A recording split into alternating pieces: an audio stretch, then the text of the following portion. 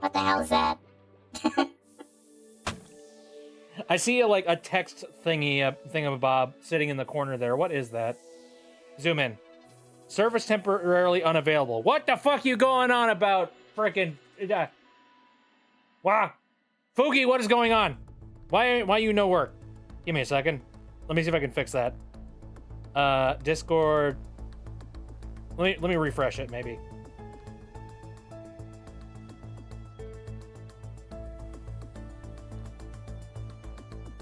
Yeah, now you're gone. What the heck was that about? Robot voice. We killed the service! Hooray! Hello, welcome to the stream, everybody. I'm very happy that you guys have shown up. Nova says I lost my favorite cup. Yeah, but it's no longer your favorite cup. It's out the window. It's gone now. It never existed. I remember that scene from Adventure Time. I didn't watch a lot of Adventure Time, but I saw that one. And also, Nova, thank you very much for the continued support. I appreciate it very much. Alrighty. No, I was just screwing around with the voice mod stuff a little bit earlier before we started here. What's this one? Background noise. That doesn't sound right.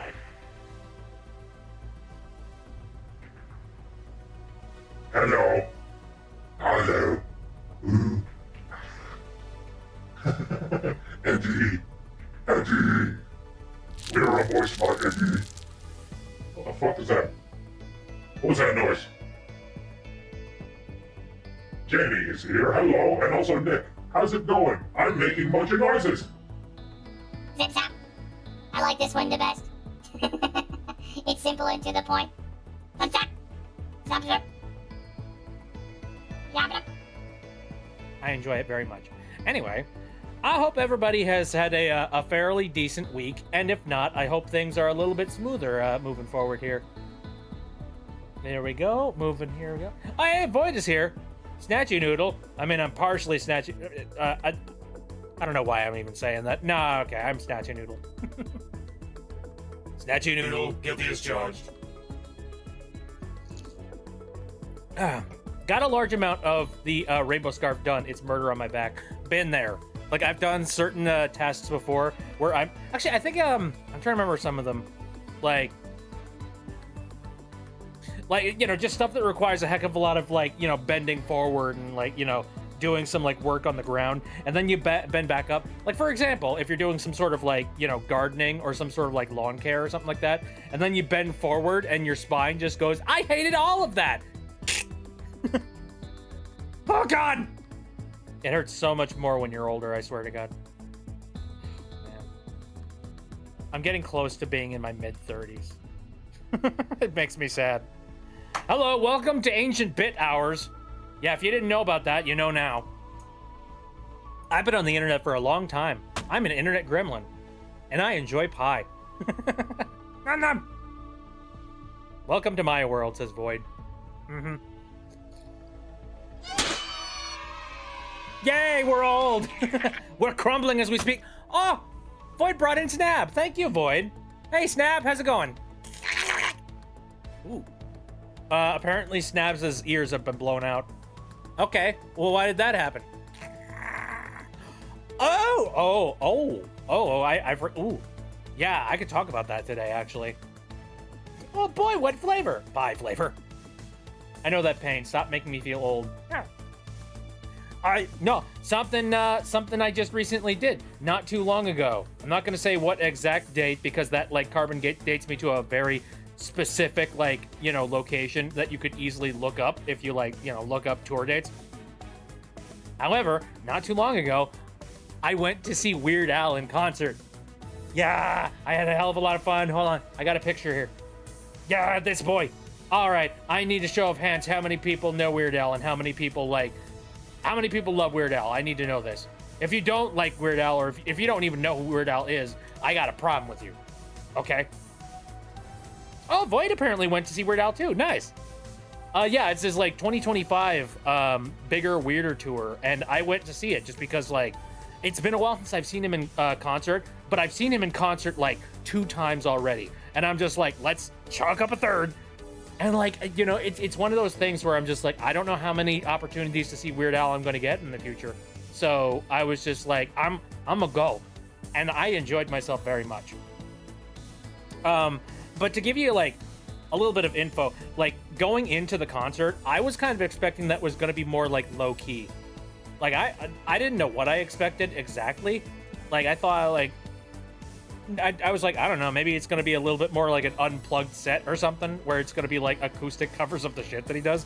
I don't know. It's one of those like he's a little bit older in age. So like at the end of the day, I didn't expect that his show was going to be at the exact same level as something that he would have done in any of his other concerts in the past. Shut my mouth, okay? Never mind. Turns out the concert was like very much basically exactly like the previous concerts that he's done before. And I was all for it. It was so freaking cool. Did he sing the Milo Murphy's Law theme? Yes. Yes, he did. I think his set was pretty much the exact same for all the places that he went to. He did a heck of a lot of older stuff, newer stuff. He covered Milo Murphy. He also did the Captain Underpants theme, which I didn't even know he did the theme for Captain Underpants theme. Nova says, want more pie? You don't have guaranteed pie option. All you can do is throw things at me until eventually pie shows up. So I'm not going to say yes or no. I like his music and voice roles, says Jamie. I don't know a single person who does not like Weird Al, and that would if there is anybody out there in the world that doesn't like Weird Al, I think I would have a couple of words to say to them, specifically words with my fist. My, Mr. Anakin guy, maybe Vader someday later. Oh, heck yeah. I actually, I went down there with a group of people that had not really seen Weird Al or had not done much with Weird Al or his concerts. So when we were see, here's the thing. I've been to his concerts twice before. So I know the song and dance. I know what's coming up. So when I'm just sitting there and all this crazy shit is happening, meanwhile, they're just looking over being like, and I'm just like, don't worry, it makes total sense if you're a big fan. You know what I mean? Oh, you're redesigning your very first OC. Very nice. Like particularly because you like felt you need to or something, or is it just like you're bored and you're trying to look for something to do? I don't know. Is the design like very much that outdated? He's a fun guy. No, he's not a mushroom.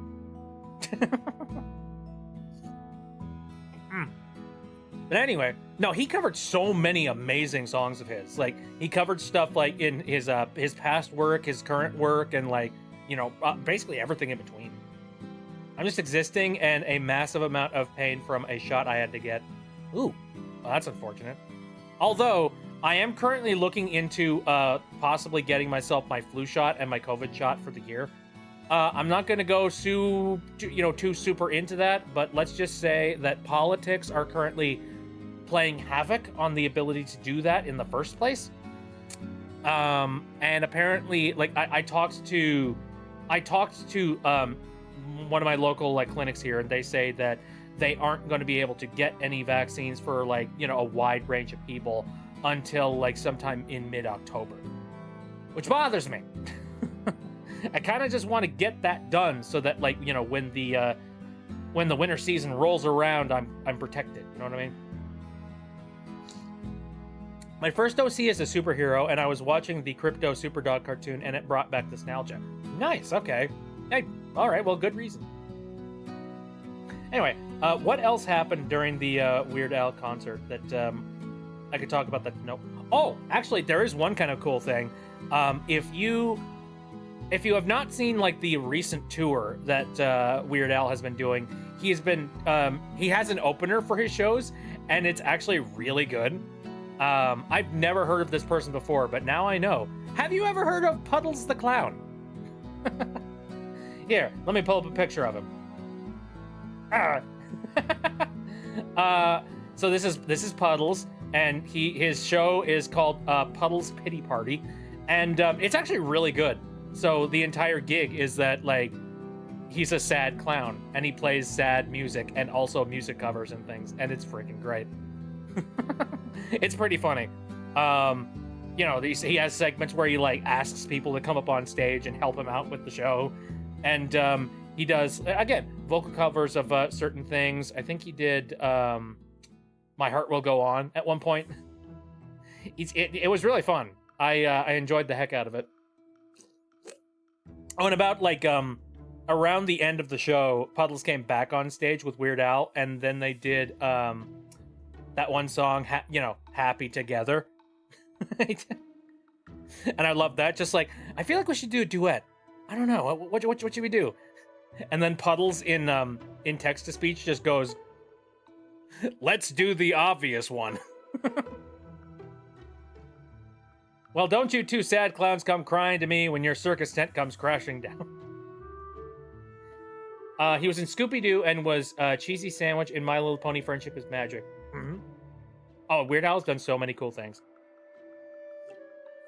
I only just recently learned... see, here's the thing. I haven't seen the Naked Gun movies, but I do know that apparently he did a cameo, and I was not aware of that.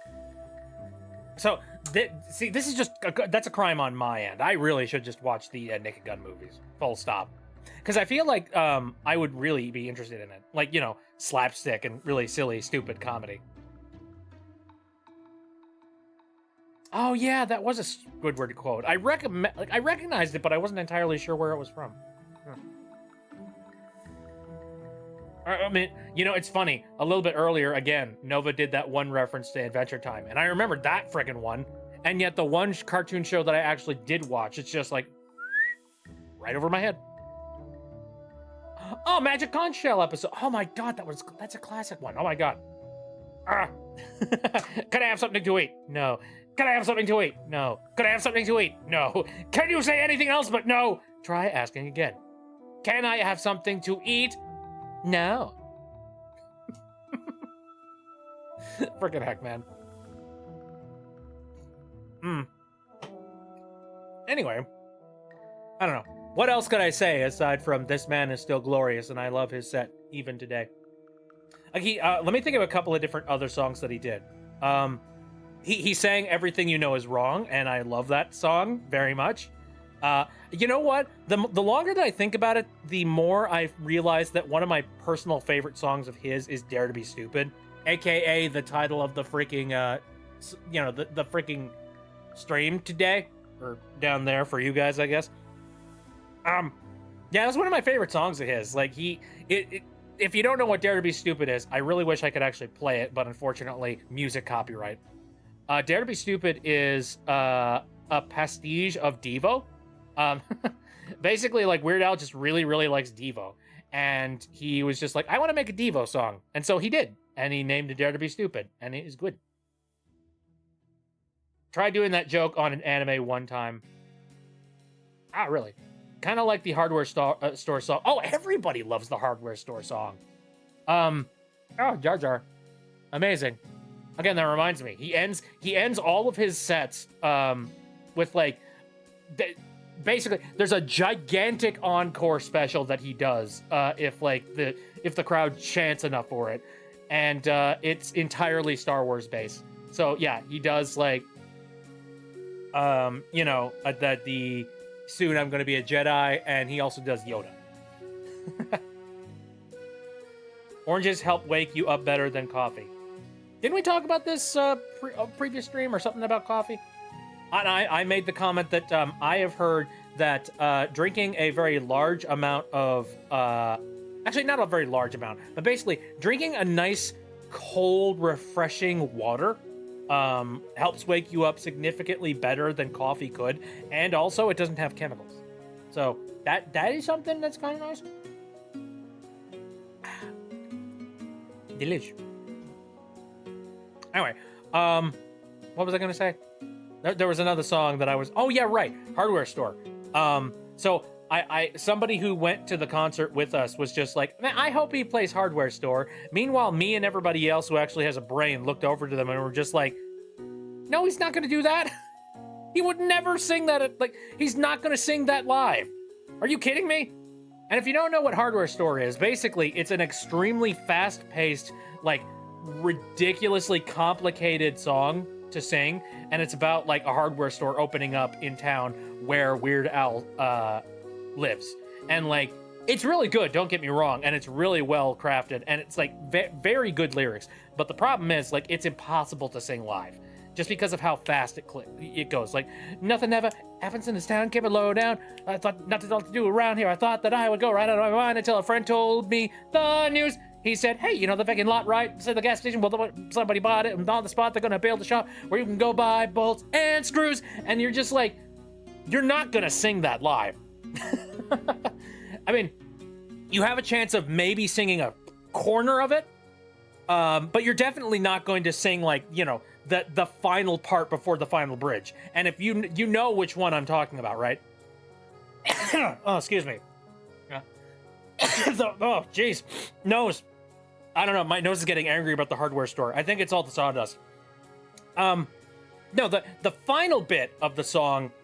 Actually, come to think of it, I'm going to look up the Hardware Store lyrics. I'm going to look that up real quick. Bless you. Thank you.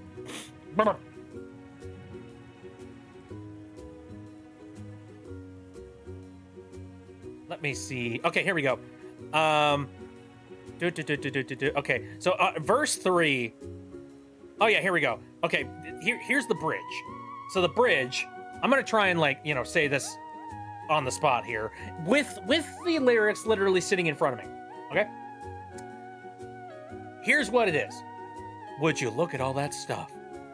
They got Allen wrenches, gerbil feeders, toilet seats, electric heaters, trash compactors, juice extractors, shower rods and water meters, walkie-talkies, copper wires, safety goggles, radial tires, BB pellets, rubber mallets, fence and dehumidifiers, picture hangers, paper cutters, waffle irons, window shutters, paint removers, window louvers, masking tape and plastic cutters, kitchen faucets, folding tables, weather strippers, jumper cables, hooks and tackles, grout and spackle, power foggles, spoons and ladles, pesticides and fumigation, high-performance lubrication, metal roofing, waterproofing, multi-purpose insulation, air compressors, brass connectors, wrecking chisels, smoke detectors, tire gauges, hamster cages, thermostats and bug deflectors, trailer hitch, demagnetizers, automatic circumcisers, tennis trackers, ankle breakers, Duracells and energizers, soffit panels, circuit breakers, vacuum cleaners, coffee makers, calculators, generators, matching salt and pepper shakers. How the fuck do you say that live? Like, no, you're never gonna see that. And in fact, I saw an interview with Weird Al where he talked about Hardware Store, and he says that's one of his most, like, actually, first of all, he said that he made Hardware Store in, like, he tried to make, like, one of the most, well, all right, not the most obnoxious songs, but a song that is, like, literally impossible to sing live, sort of as kind of a joke. And then he released it, and it's one of his most popular freaking songs that he could, you know, that he has. He's just like, yeah, I can't do that. Cannot.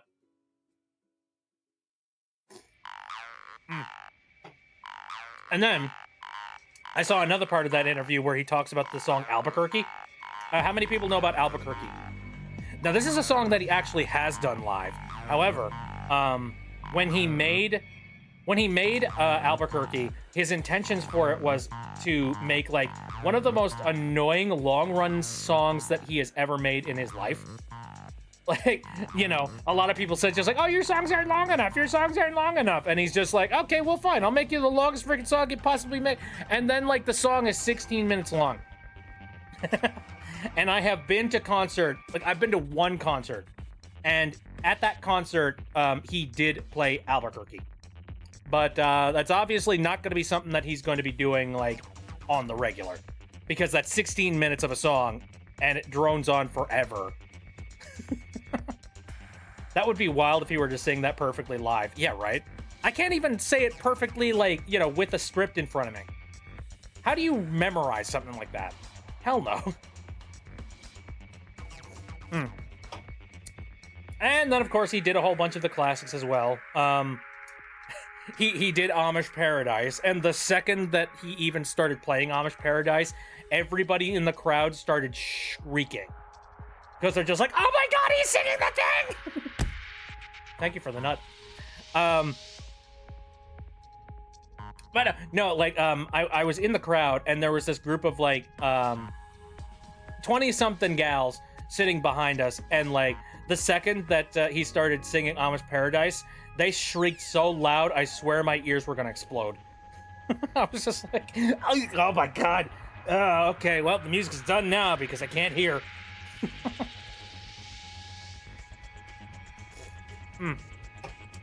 What other songs did he do? He did a lot of like really classic stuff. He did Fat, which, like, if you don't know, Fat is a parody of Bad by Michael Jackson, and when he does that in concerts, he gets in this gigantic fat suit, and like it is so freaking like I said, I expected that he was gonna slow the hell down for this final tour, and as it turns out, he didn't really slow down. The only thing he did was he added a bunch of backup singers to like help out with some of the backing track. That's it. Dude hasn't slowed down a single bit. I'm so impressed. Like I don't know how many more tours he's gonna do, but I don't know. We'll see. If he does another one, you might end up seeing me at one of those tours again sometime in the near future. Who knows? Although I don't know. I doubt it. I think we're winding down here, I believe. Here, let me remove Weird Al from the equation. Goodbye. Goodbye, like Strange Albert. God, what other things do I remember from that concert? I don't want to give away like too many specifics about the concert because, like, again, that's more of like a you can find out exactly where I live kind of thing. And I'm just like, I had to do a little bit of commute in order to get there, but like, yeah, no. A little bit too close to home for me. I know that, what was some other interesting things that happened during that concert? Opinion on Adventure Time, but everyone is a dog. I've never heard of that. I have only heard of Adventure Time, but everybody is an opposite gender. And, classic take on things, which is funny because I remember seeing that episode and, they played it very straight and there wasn't anything like super crazy about it. And all of the characters were very much exactly the same. The only difference was, this female character happens to be male now. And I like that. I like the commentary of that, just being like, yeah, no. It's much different than a lot of other cartoons when I was growing up where, somebody has some sort of like a gender swap for some reason, and then like they change their entire the entirety of like how they act and how they work and all that jazz. Just be like, oh my god, let's go shopping. It's like, what the heck, man? No, of course that's not how that would work. Look at the intro. I don't think so because like Adventure Time is like Cartoon Network, and that's like, I believe that's Warner Brothers. I don't want to give them any reason whatsoever to mute my stuff. So yeah, I'm not gonna do that. Like I said, if I had the option, I would absolutely be playing a whole bunch of Weird Al music on the stream here today. I really badly want to. I'm gonna think of it. So there was something that I was thinking about doing at some point here, and it would have to happen offline. But I was thinking about, I have an old DVD copy of Weird Al live in concert, and I remember watching it when I was like, a wee lad, and I would love it if I like played that over Discord for like some sort of community video day. I think that'd be kind of fun. I don't do a lot of community video days, mostly because I am absolutely terrified of violating copyright law. And that includes, public, public display of particular media. Oh, it's a fan-made thing? Well. Still, I don't think I would. I don't think I'm gonna watch it on stream. Oh, I nearly forgot to mute my my Discord window. Give me a second. There we go. Good thing I didn't have any sort of like, you know, Discord stuff open up over here. Okay, good. Alrighty. So what do we want to do for the next little bit of the stream? I'm not entirely sure. I don't know. I've been kind of I'm just kind of like relaxing and chilling today, and also, you know, geeking out about Weird Al and all that jazz. No, not Jackbox. Jackbox, like I said in the previous stream, that's one of those things that, one, I'd like to have a lot of people here for. Two, I want to make like I want to like announce that out to people so that they have plenty of you know, pre-prep to be able to plan to be able to come out for the Jackbox streams. Like, that doesn't feel like... If I had larger numbers and if I had, like, more people watching me on a regular basis, I would definitely be doing Jackbox more often. I just don't... I'm not interested in doing that for, you know, a total of about 2 or 3 people. Problem with Jackbox is that Jackbox games are a lot more fun when you have, like, more people on board. I'm not sure what Nicktoons Unit is. Is that a game? And is it a game that requires me to go and, like, pick it up and purchase it? Oh, it's a new game is coming out? Well, it's not even out. Oh, Unite. Okay. Never heard of Nicktoons Unite. What is that?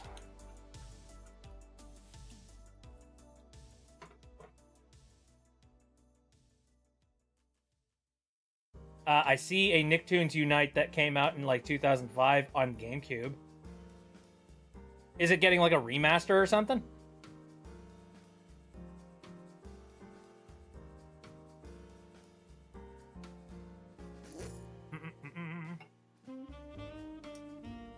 Let me take a look at like the news here real quick.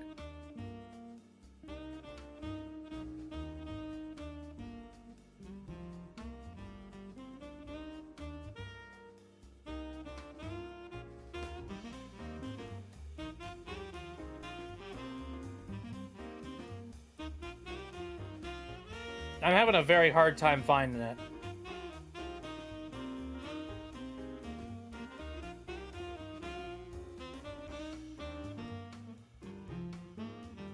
Mostly everything I'm seeing is, you know, between 2005 and 2006. And on all consoles that were, like, you know, released at that time. So, you know, like the DS and the PlayStation 2 and, like, the thing. Here's the thing. I looked up Nicktoons Unite, and I cannot find it on any, like, news sources. If it were happening, I feel like you would see more of that on, like, actual, you know, news sources and news articles. I just don't see it.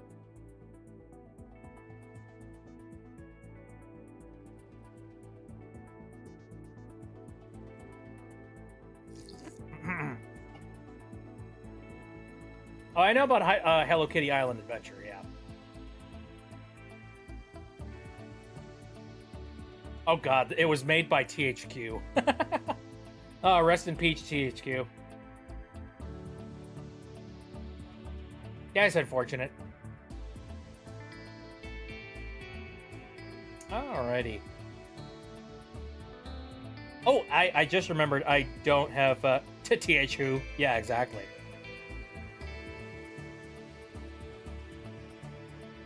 Too bad, so sad. Enjoy bankruptcy and liquidation. Which is sad because THQ made a lot of games that I actually thought were pretty good. But the problem is, you know, you can only make so many, like, you know, property and branded based shovelware until eventually you run out of money. Here, let me, I forgot to jump into, like, the stream chat. And let's make sure that I'm in the proper channel for it here.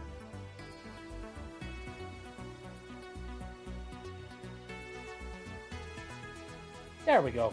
Okay, we're all set there. All right. Anyway, I'm thinking I'm going to boot up some Power Wash Simulator. We didn't do a lot of that previously.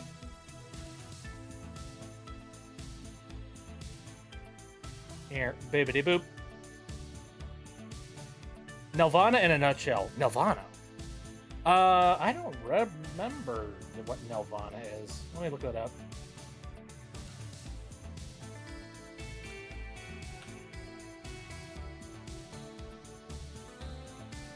Oh, Canadian. Oh, yeah. All right. Wait a minute. No, I remember. I recognize Nelvana now. I had to stop and, like, you know, look up their logo and all that jazz. But no, I've seen plenty of Nelvana properties before. Ah, son of a bitch. Yeah. I recently heard the news about that. And that's a darn shame, because, like, again, they made a lot of really good stuff.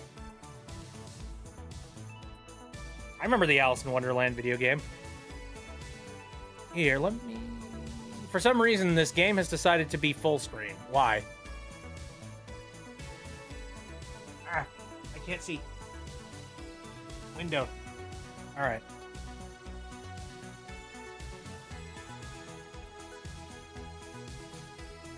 There we go. Minimize that window. Move this window over here.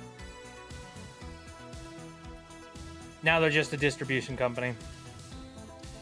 Oh, it's unfortunate. Dive in Wonderland anime movie? I've not heard about that. Hold on a second.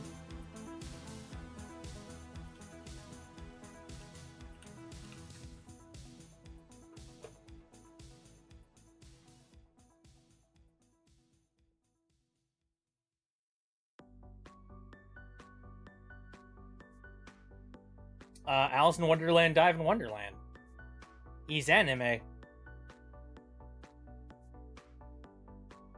See, this is why I really enjoy when things become public domain, because it allows for, you know, creativity and being able to, like, you know, do crazy things.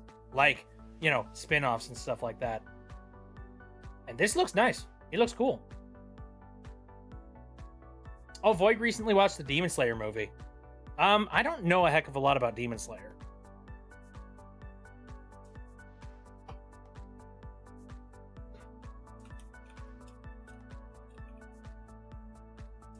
Oh, you know, one thing that I definitely need to stop and watch at some point, Knights of Guinevere.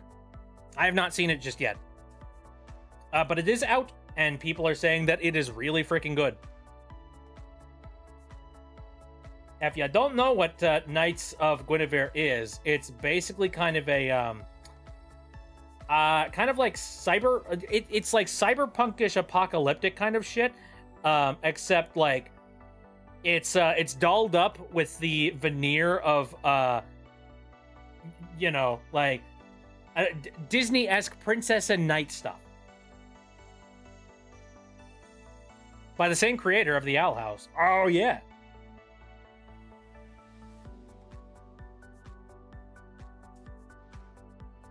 It looks super cool, and I definitely want to dive on that. Which is funny, because a lot of people are talking about the whole Disney situation right now.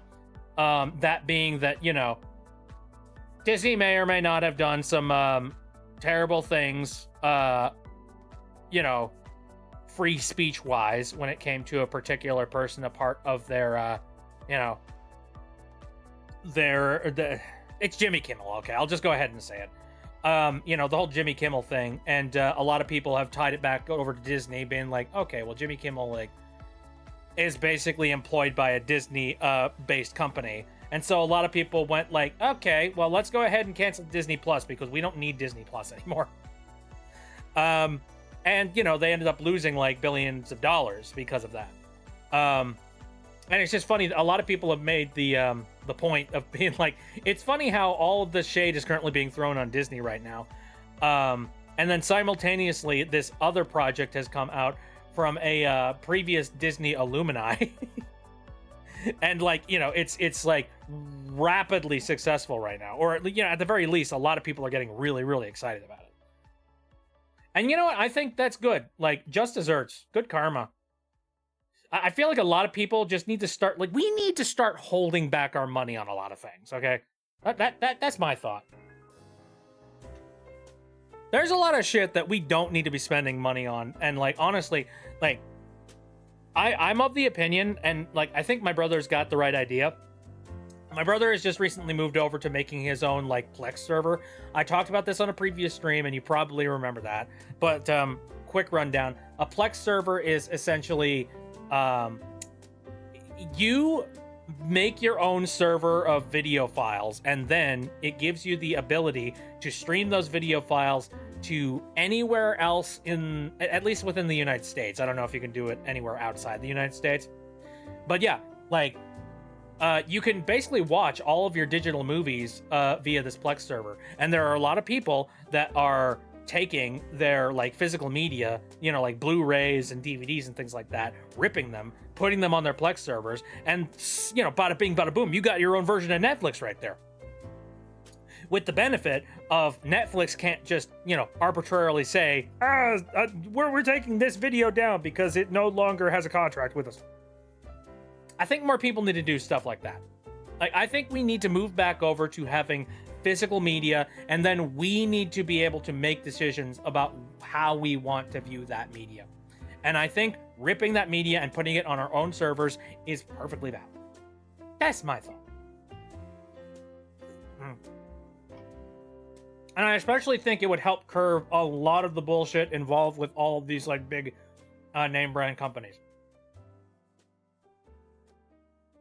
And unfortunately, I don't have like a really big back end of money to be able to go out and buy a bunch of the media that I want to consume at the moment. So I'm kind of just living off of previous purchases that I have made, and then also I've been watching a lot of like YouTube and Twitch.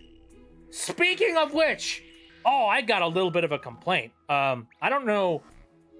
I'm probably gonna be terrible at like explaining this, but yeah, I'm gonna go ahead and just talk about it.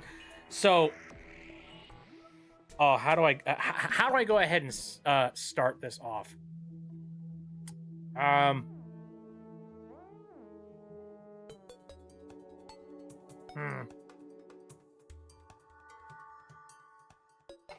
I'm trying to think of this from like a standpoint of somebody that's like making a clip after the fact.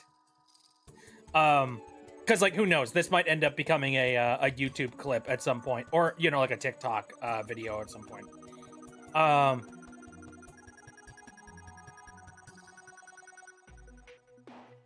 Okay, I think the way that I'm gonna start this is by saying my IP address got blocked by YouTube. Like, YouTube blocked my IP address. And I'm sure some of you are just like, what the fuck do you mean by that? First of all, I'm going to say, it was only temporary. It didn't last for a very long period of time. But, like, something got flagged on their machines that made me look like a bot, apparently. Let me give you the full, like, story of how the heck this went down. So, the first thing you're going to need to know is how I personally enjoy watching YouTube. What I enjoy doing is, I don't like to watch YouTube via my actual accounts because I don't really like the idea of YouTube, like, having full and complete information on all of the stuff that I have watched, like, itemized on my accounts at all times. I don't know. I grew up in the early ages of YouTube where YouTube was very much just a really dumb software that, well, it was a dumb service. YouTube was a dumb service that just sent the video out to your computer, and then you watched the video, and then that was the end of it. There was no calculating any kind of algorithms. There wasn't, like, you know, creating a particular viewing experience for the individual or anything. No, you just watched a video, and then that was it. I enjoyed that setup, and I want it to be that way. That's how I want to consume YouTube. So, because of that, I try and set my setup, like that as well as much as I possibly can. So I don't watch YouTube via any of my like open browsers. I open up a private browser for every single time that I watch YouTube. Because with a private browser, I can easily just click close on that browser and bada bing, bada boom, that algorithmic crap connected to that video is gone. I no longer have any recommendations associated with it. The other things, I have a couple other things that I also do. Yes, I do have an ad blocker. And there's been a lot of contention as of recently when it comes to ad blockers. There are a lot of people that say, like, oh, well, using an ad blocker takes away the ad revenue of the videos that you watch. And also, like, you know, you're basically getting your shit for scot-free, and you're being a cheap bastard. In some capacity, I do agree with that. And a really long time ago, I used to watch YouTube with my ad blocker off because I genuinely did feel like it was, you know, fair is fair to watch advertisements alongside whatever it is that you're currently viewing, because, you know, the people that are currently hosting that content need to be making money too. The issue for me is that I feel like YouTube has just slowly gotten worse and worse over time, and the ads are a major factor with that. Like, you can't watch a 10 or 15 minute video without being inundated with at least 2 or 3 ads right in the middle of it. Like, your viewing experience is completely destroyed thanks to that. And there are some people that have made their videos specifically around the fact that their crap is going to get interrupted by ads. I think the advertising landscape of YouTube has dramatically shifted the way that we enjoy entertainment. And I personally do not want to be inundated with that much ads constantly. I'm fine with like an opening ad, but I don't want to constantly keep getting interrupted by advertisements the entire time that I'm watching something.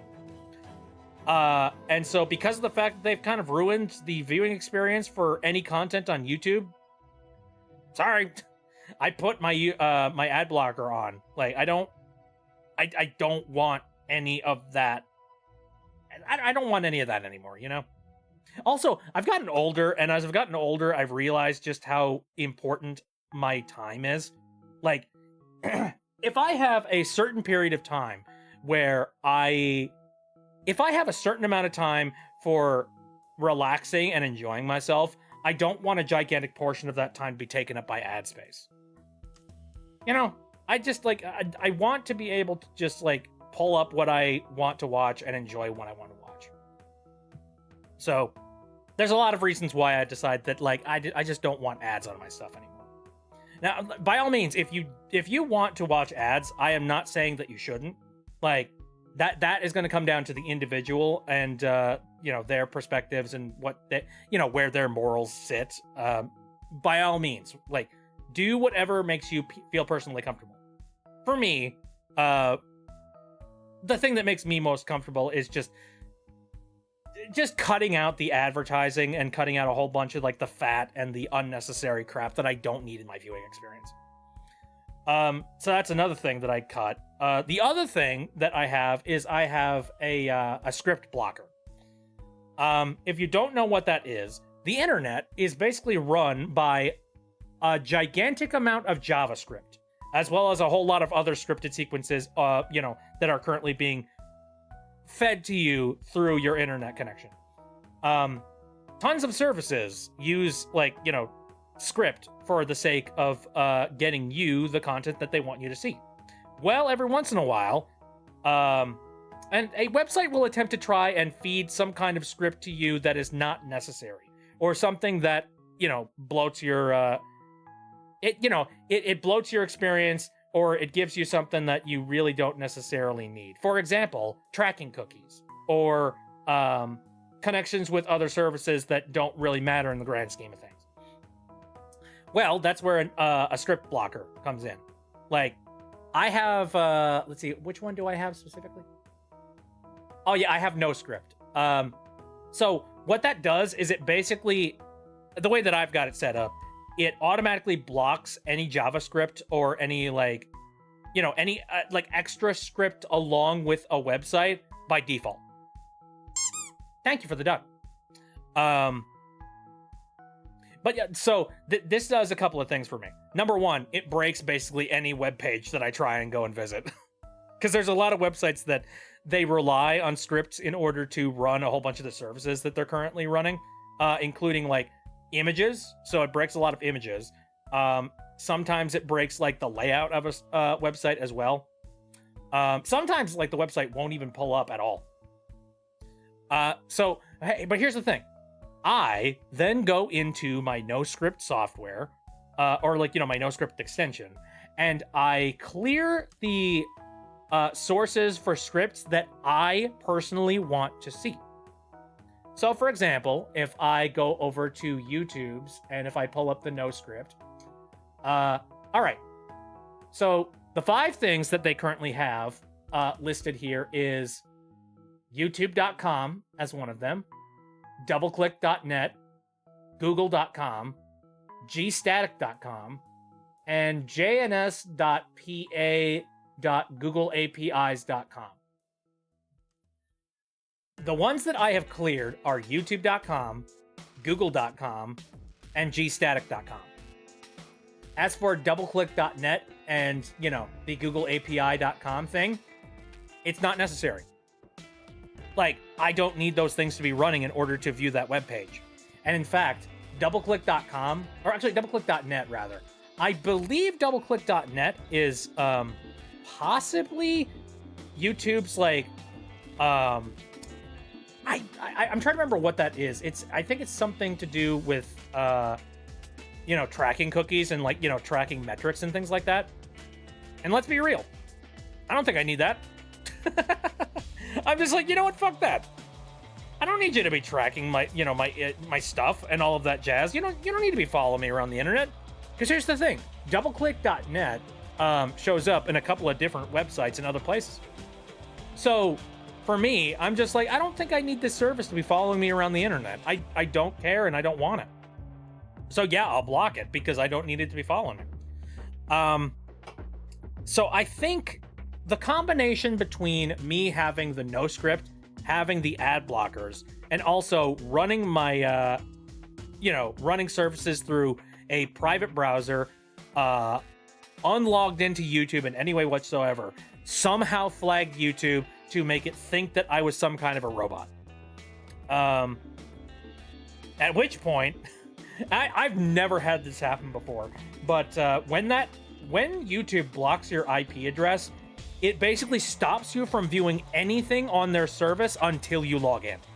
Like, it'll give you a warning just being like, sign up to to prove that you're not a bot.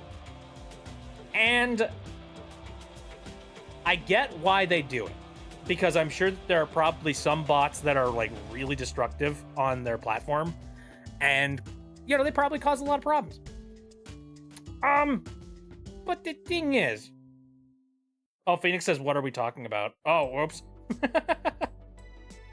I'm talking about nerd shit. Lots of nerd shit. Maybe I should give like a, you know, maybe I should give like a quicker rundown now that I've like kind of like I'm kind of like building this on the fly as we speak. I'll give a quick rundown again. So for anybody that just recently heard about this, sorry. Anyway, quick rundown. YouTube blocked my IP address and I couldn't watch YouTube videos in private browsers. Oh, Fellwing is here. Hello. Hello, how's it going? I hope you're having a really good day. Anyway, yeah, YouTube blocked my IP address and I couldn't watch any videos in a private browser.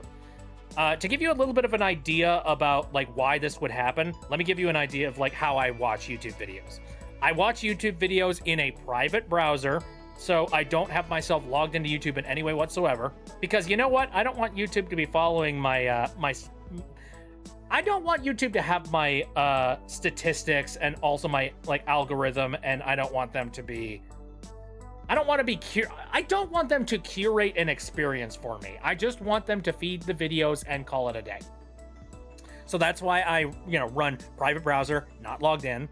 I also have I have ad blocking, which is very contentious. I know a lot of people think that ad blocking is basically taking things for free and you know, forcing people to not have money and all of that jazz, which if you want to watch stuff without the ad block, that's totally fine. It's just my own personal decision that I only have so many seconds in my life and in the day to be able to watch YouTube videos. And also, I feel like advertising has gotten really invasive and has ruined the YouTube viewing experience. So that's why I use it. The other thing that I have is a script blocker, which allows me to make a decision on what kind of JavaScript elements actually show up in my browser, which really helps me out in a couple of different ways. Number one, safety.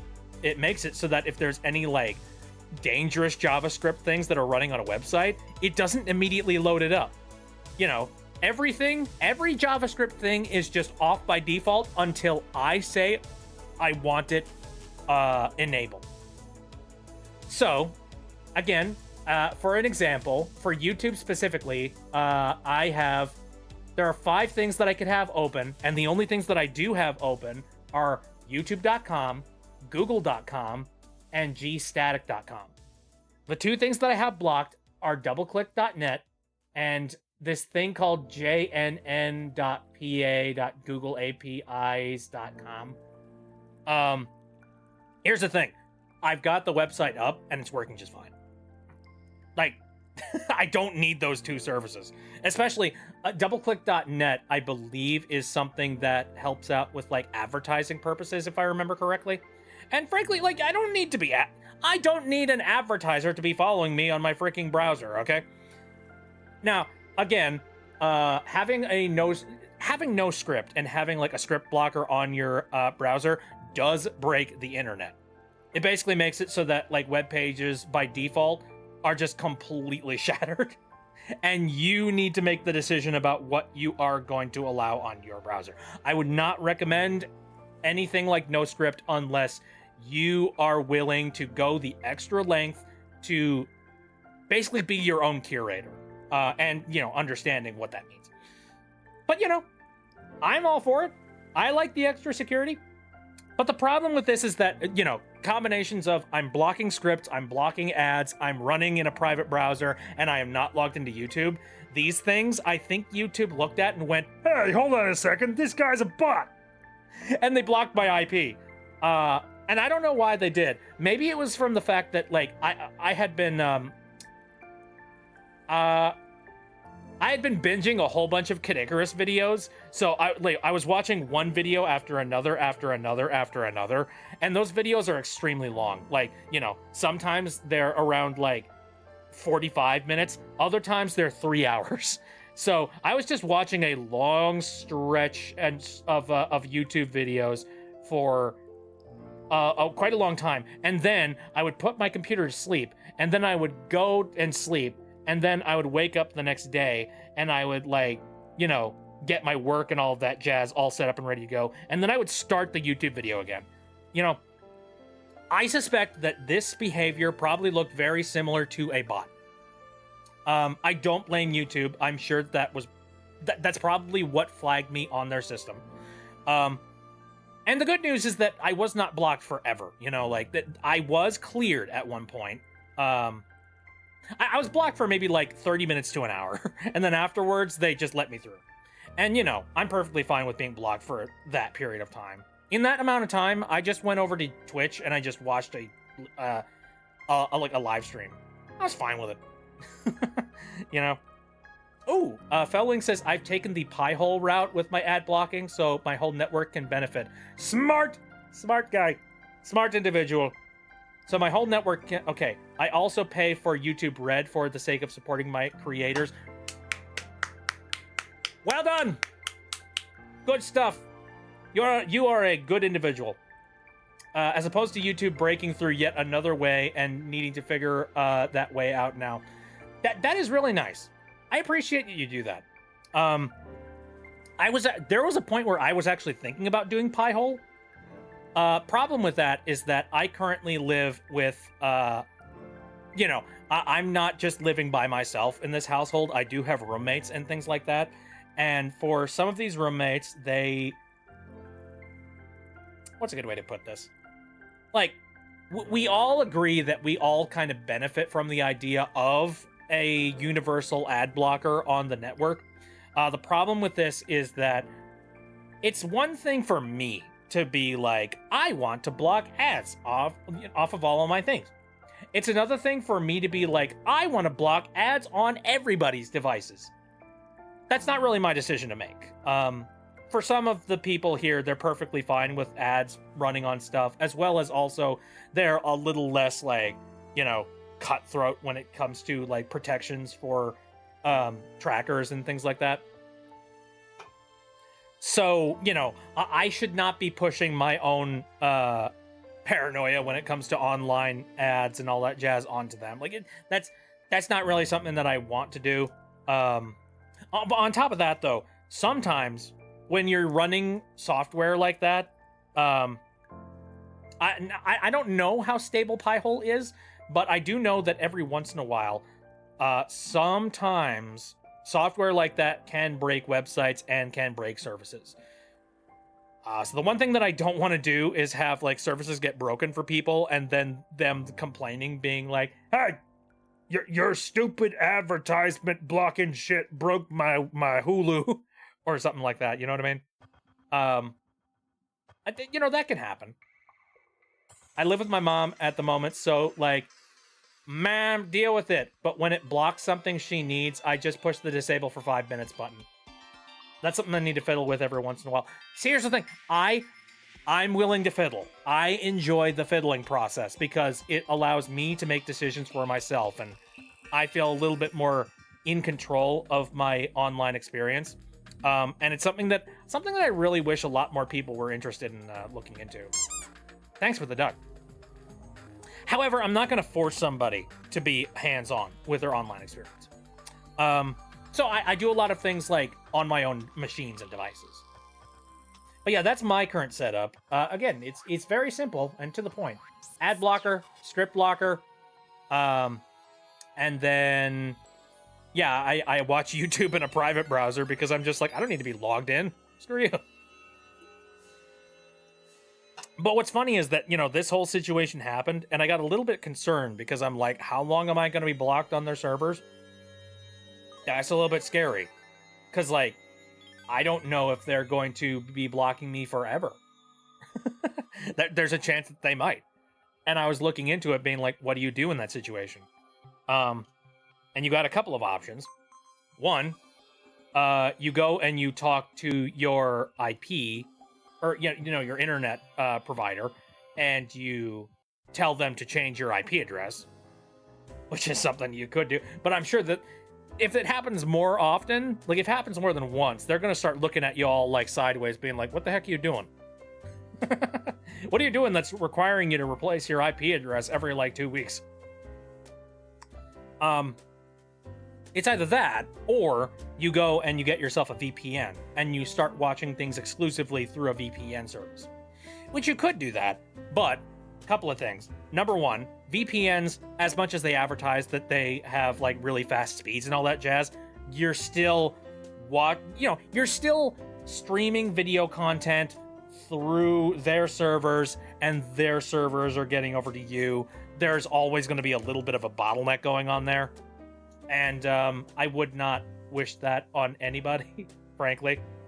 On top of that, VPNs have a lot of other people that are currently using them at the exact same time. And who wants to bet? There are probably some people just like you that are probably using VPNs the exact same way.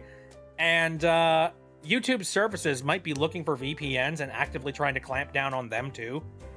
And so for all you know, you could just be watching a YouTube video one day and suddenly your entire YouTube is just blocked. And you didn't do anything. But it's because like some stupid Joe over in the corner decided to watch YouTube in a weird way, and now suddenly you're on the hook for it. So, you don't necessarily want to be doing that. On Felling, actually, he makes a point here. So many have been caught selling data anyways. So it's just like, your privacy doesn't even matter anyway.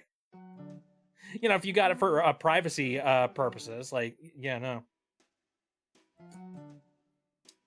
Felling says, normally I wouldn't force, but it is my boomer mother. We communicate well. Besides, I also did a clever thing and set up a VPN so I can benefit from it everywhere with my phone and Surface Pro. Ooh, neat stuff. I have been thinking about possibly expanding on some of my internet safety stuff, possibly. Although, I haven't found a really good reason to go and do that. A lot of the stuff that I would have to say in my internet safety videos would just be me repeating a lot. I've kind of already covered a lot of subjects on my internet safety videos. And it's hard because a lot of the exact same problems that happen are problems that they're recurring. they keep happening. And you kind of have to just keep reminding people, just be like, don't give out your passwords. Done great work for them, genuine. Thank you, Felway. I appreciate that. Snatcher safety video. Kind of already did that, sort of. I did that with COVID-19 when that first started, which is interesting to look back on. It's like, we lived in a really interesting time back then. Like, we lived in a weird time where I was making Snatcher videos on the regular, and it felt like a good idea at the time. I don't know. It's just like, but it's what's a weird way to put it? Like, it feels almost otherworldly. You know what I mean? That video now, like, Snatcher giving me a warning about the risks of COVID-19. Maybe it was a little bit relevant at the time, but like nowadays you look back at it and it's just like, what the fuck? It kind of reminds it makes me think a little bit about oh shoot, you know, the Inspector Gadget Minecraft video? It gives me vibes like that, you know, where you're just sitting there being like, how did we get here? How did we connect A to B? It's not even an A to B situation. It's like an A to W. Like, oh my god. Like, it's like one of these things is not really relevant to the other one. And yet they're all connected anyway.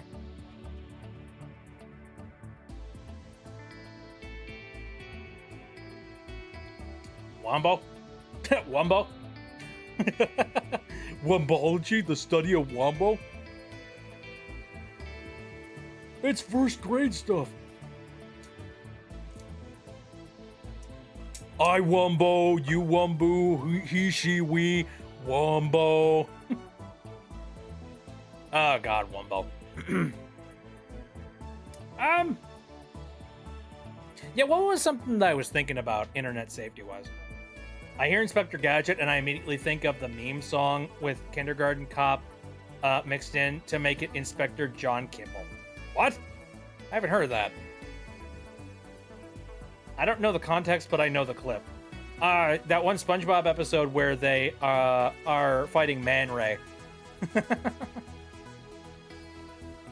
You know, it's just like, you got the belt set to M for Minnie, when you should be setting it to W for Wumbo.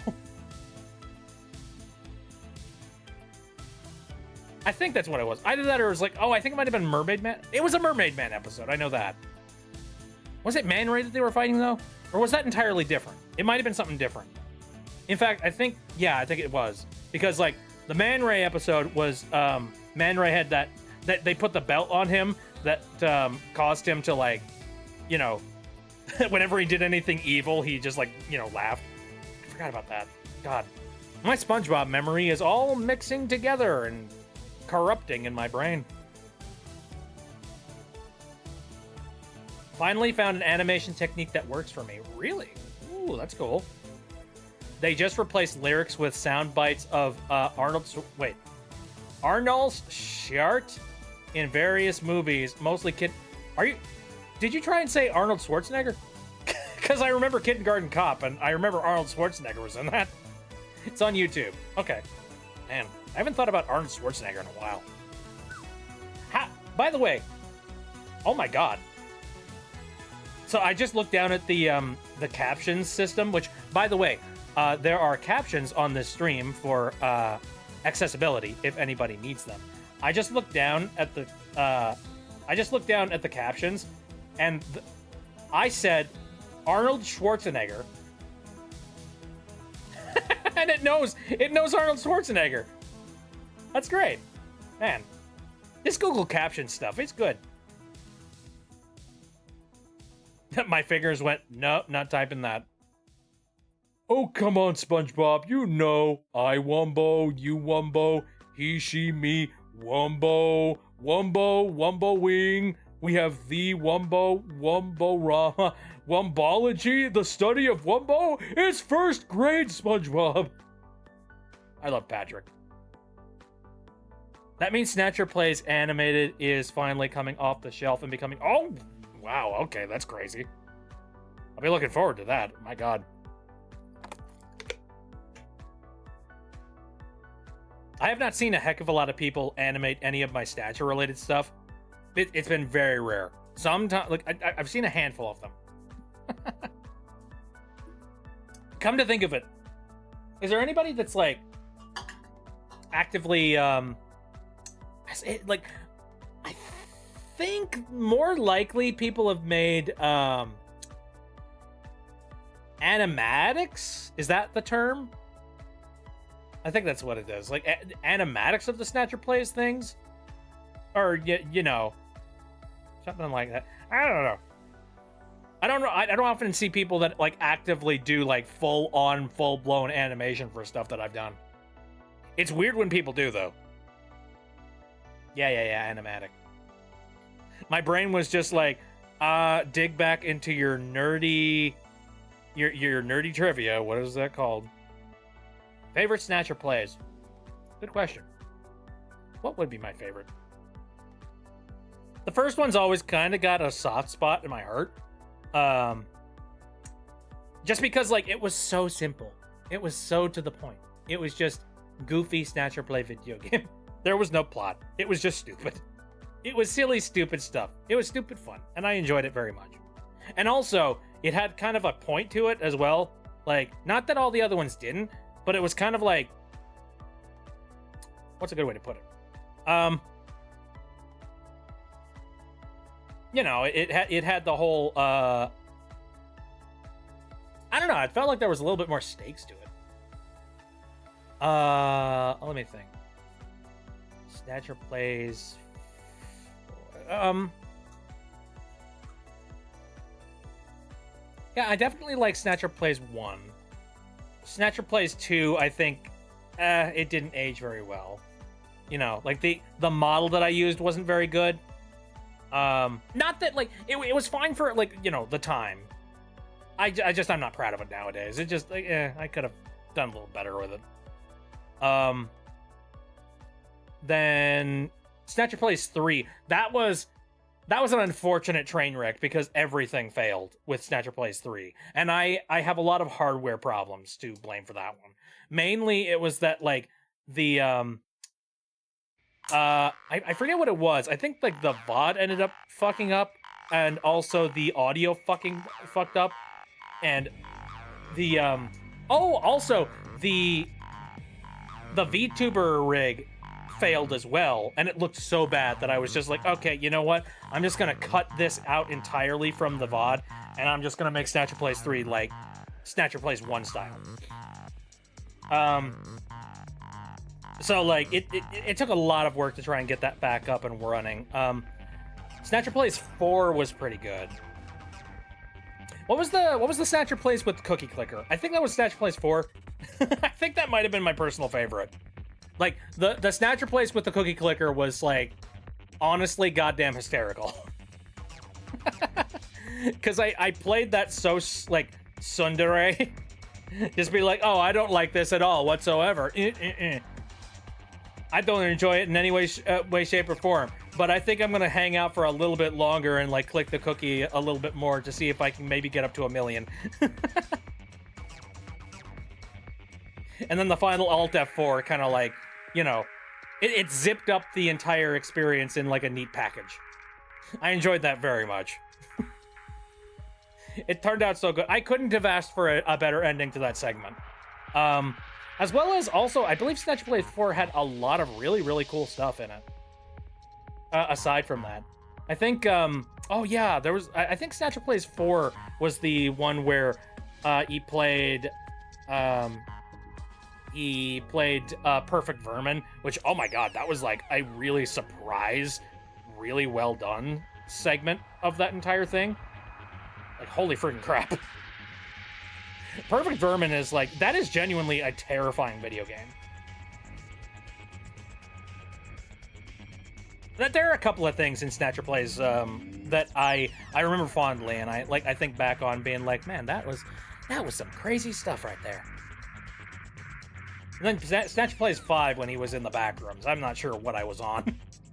I was like, I don't know, let's put Snatcher in the back rooms. That's popular right now. Why not? Oh, and one of my personal favorite segments was the segment where Which Snatcher Place was this? I think it was Snatcher Place 5 when Snap came out with a knife and just attacked Snatcher. That was freaking funny.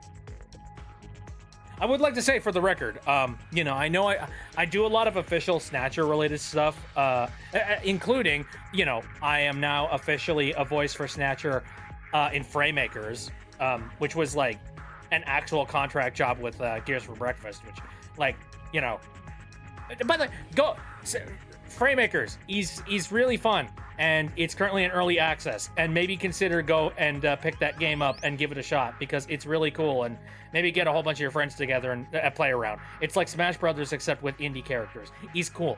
I recommend. But anyway, so I know that I do Snatcher in more of an official capacity. For the record, I would like to say that, like, any of my previous Snatcher related content is in no way, shape, or form endorsed by Gears for Breakfast in any way. Okay?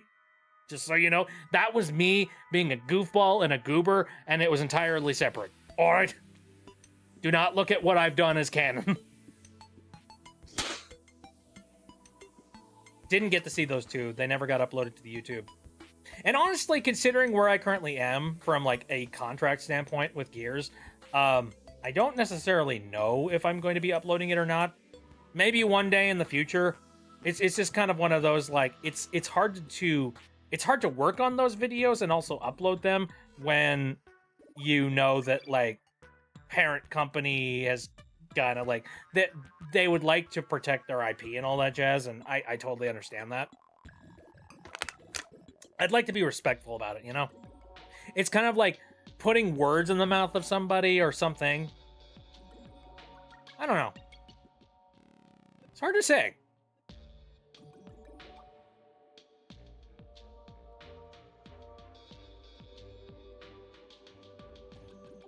Not likely going to be doing a full animation, but you will have sort of a lip sync. All right, that sounds kind of cool. Anyway, no, I'm just a massive Snatcher fan like everybody here. I like the Spook Noodle. I like it when he's goofy. I like it when he's, you know, scary and serious. Oh, hey, Chatty is here. Hello, welcome to the stream. Currently just sort of hanging out and chatting at the moment. Talking about random old, you know, what's-its that I've done. Also, you know, including, like, I talked about this earlier, but I went to a Weird Al concert. We've already discussed that, like, up and down and left and right, and I really enjoyed it. I just got back from Rainforest Cafe and my stomach hurts. Ooh. Well, there's your first tip. You went to a Rainforest Cafe. I don't consider Rainforest Cafe to be, like, you know, the peak of diet and whatnot. Mineral oil in your ear? Wax treatment, which is annoying but necessary. That's interesting. What is that treat exactly? Mineral oil? Is it to, like, break down wax that's in your ear? I'm assuming that's what it is. Ah, yeah. Okay. I remember, when I was really young, I don't know how the heck it happened, but, like, I had, like, a massive amount of, wax, like, end up, you know, collecting in my ears. Ignore the fact that my VTuber has no ears. But let's just say, let's play pretend for a second. Somehow there is an ear here. All right. Anyway, now when I was really younger, I went out to the doctor because I was complaining about, like. Actually, wait, I don't remember what I was doing at the doctor at the time. I think I was just there for something entirely different. And the doctor looked at my ears with, like, you know, the little, like, ear magnifier or whatever the heck, and he was just like, "You're really freaking gunked up in here." And I'm just like, "Am I?" And he's like, yeah. Let's fix that, shall we?"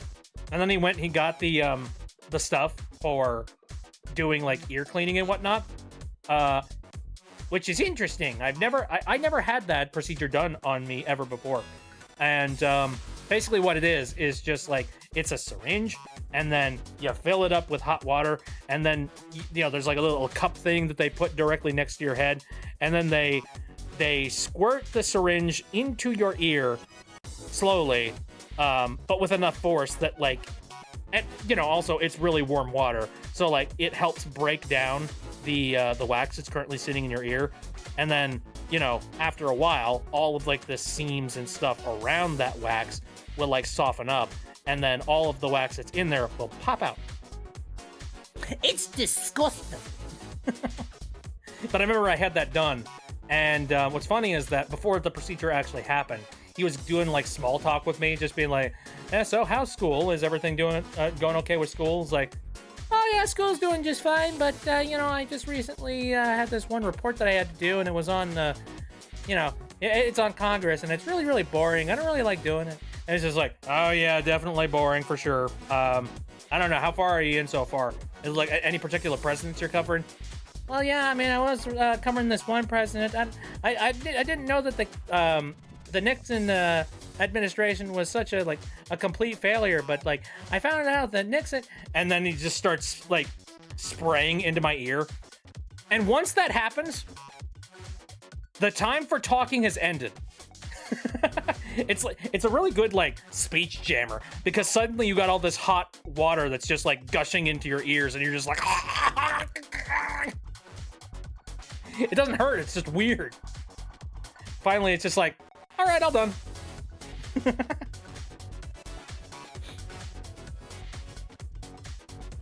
I've had that done. Yep. Oh, you had a gnarly infection. Ooh, yeah, well, that can happen too. I'm very thankful that, for the most part, my ears have been nice and clean and have behaved themselves over the course of my life. And only that one time I got them like ridiculously blocked. Chatty's body just produces more wax than needed, so you need to do this before you shower every time to make sure you don't get blockages. That makes sense. That's good preventative care. I like that. Phoenix says I need to get that done. I mean, I'll be real, like, again, it doesn't hurt, and it feels kind of weird. And, like, sometimes I feel like I want to just get that done for no reason. I'm just like, you know what? You know what I haven't experienced in a really long time? My ears going all whoosh. A lot of pressure. Yep. Yeah, understood. What's, like, another medical procedure that I've had like in the past that was like really interesting? I do remember one thing. Long time ago, I remember I had like this mole that was on the side of my neck, and well, it was really annoying because it's just a mole, straight up mole, nothing weird, nothing crazy. And you know, I'd been to several doctors over the course of my my lifetime that had looked at that mole, and they're just like, yeah, there's nothing weird with it. There's nothing wrong with it. Just a mole. But you know, it didn't look. It looked kind of unsightly and things like that. And I remember I went out to. Every time I went out to get my hair cut, I would sit down, and inevitably, the person that's cutting my hair would see it, and they would ask the question. They would just be like, "Oh, what the heck is this on your neck?" And I'm just like, "Don't worry, it's a mole. It's been there my entire life. It's cool. Basically a birthmark. Leave it alone." Like the conversation keeps on coming up. And one time I went out and I had like my hair done, and the lady looked at that and just like, "Oh gosh, that doesn't look very good." And I'm just like, I've had it my entire life. It's fine. Just leave it alone. And she was just like, "I would recommend you go and you get that checked out, because like I remember I had a cousin who had something very, very similar to that, and it turned out that it was cancer. And I think you should definitely go have it checked out." And I'm sitting there just being like, I've had doctors check it out so many times. Leave me alone. Eventually, though, like it got really obnoxious. So, I went to the doctor one day and I said, just like, "Is there anything I should be concerned about? Like, do you think it's like potentially a problem?" And the doctor was just like, "No, but if you want, I can have it removed." And I'm sitting there like, "What?" And he was like, "Yeah, I could just lance that off if you wanted me to." And I looked at him and was just like, "Please." Do it. And so that's exactly what the doctor did. He took me into into a side room where they had like, really nice light set up there. Had me tilt my neck, and then, just like lanced it off. Well, first of all, he numbed the area before he did anything, which did require him to like, inject a little bit of like, a numbing agent into my neck. And then just took a hot knife and went, whoop. Which, by the way, terrifying. Absolutely horrifying. Like, you're that close to the neck, which the neck has got so many different, like, vital arteries and all of these terrible things that are currently inside of it, and you don't want somebody to slip and accidentally, like, slice into a vein. Meanwhile, my doctor is just like, shoop, just scoop it like an ice cream. Goodbye. So I no longer have that mole on my neck. So, it was an interesting experience.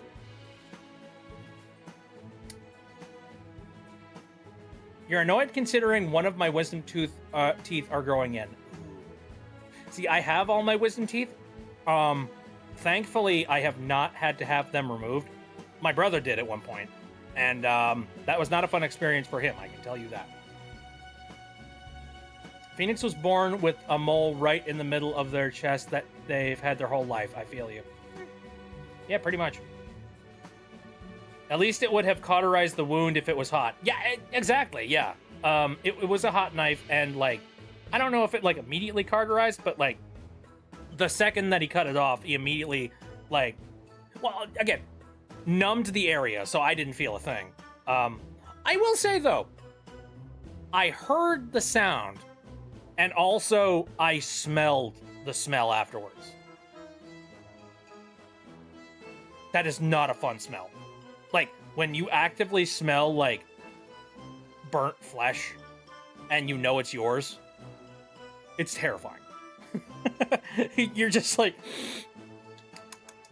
that's me. There's a smell? Yeah! Because, like, again, it's a hot knife, and it kind of cauterizes as it does its job. So, like, you basically smell what you would smell like if you were a nice roasted ham. It's bad. I wouldn't, like, if you got a mole somewhere and if it's not actively growing and, like, if it's just kind of doing its own thing, just leave it.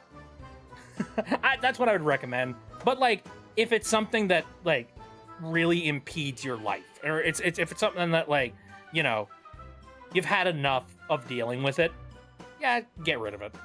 And for me, in that circumstance, I was just like, you know what? I would benefit greatly from just having this get off of my neck. So, yeah, that was me. Human. Delicious.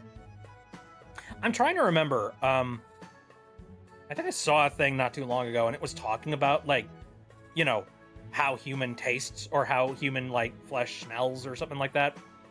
We're getting in a weird conversation topics tonight. Holy shit. I thought I remembered hearing something about how humans taste a heck of a lot like chicken. Or pork. One of the two. Like, we're almost indistinguishable from the taste of pork. I could be wrong, though. I could be very much, like, lying about that. But who knows? I'm certainly not going to test it. Just be like, it's time to get a little Jeffrey Dahmer in here. No, I'll be fine. I'm fine living my entire life without that. Pork is what I've heard. Yeah. Humans do have the same type of skin as pigs. Well, I mean, that's why whenever you watched an episode of, like, Mythbusters, or, I watched a lot of episodes of Mythbusters. I don't know about you ragamuffins. But I watched a lot of Mythbusters where, like, they used pigs as a facsimile for human beings because they're, like, not perfectly genetically perfect or anything like that, but, like, there's enough similarities between the two that they're, like, it's a good replacement.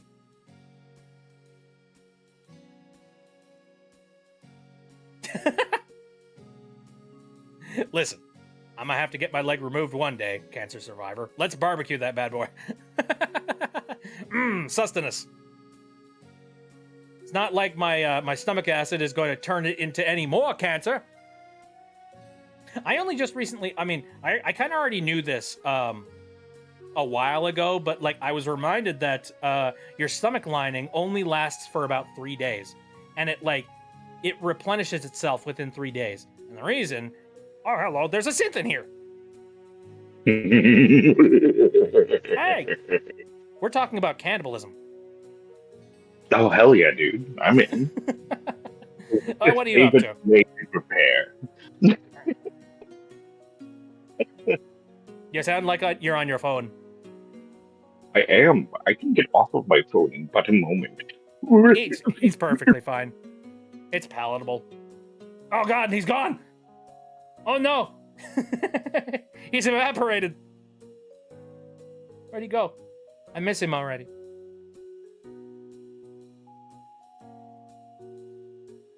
Now what do I do? I'm all alone. Do.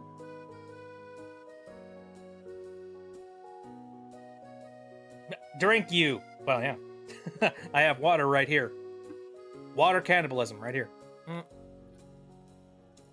Delicious.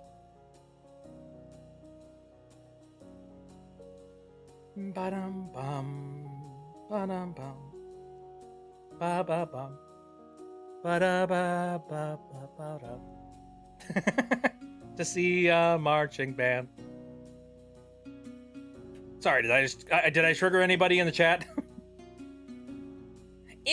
What's funny is that like I grew up with a lot of bands like My Chemical Romance, but like I didn't actively listen to them.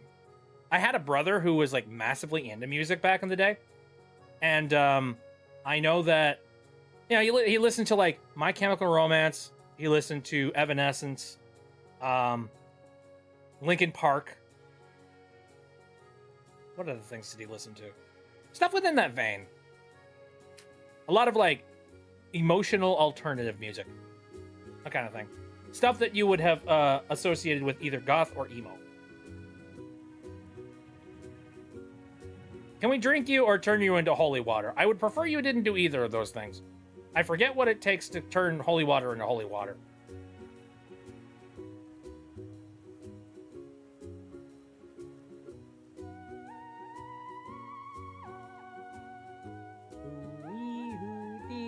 Boop. I'm very curious. Anybody who's currently sitting in the chat here, what is like, we've been talking about music today. Childhood music. What would you consider to be like your childhood music? Or something that you like enjoyed listening to in your childhood?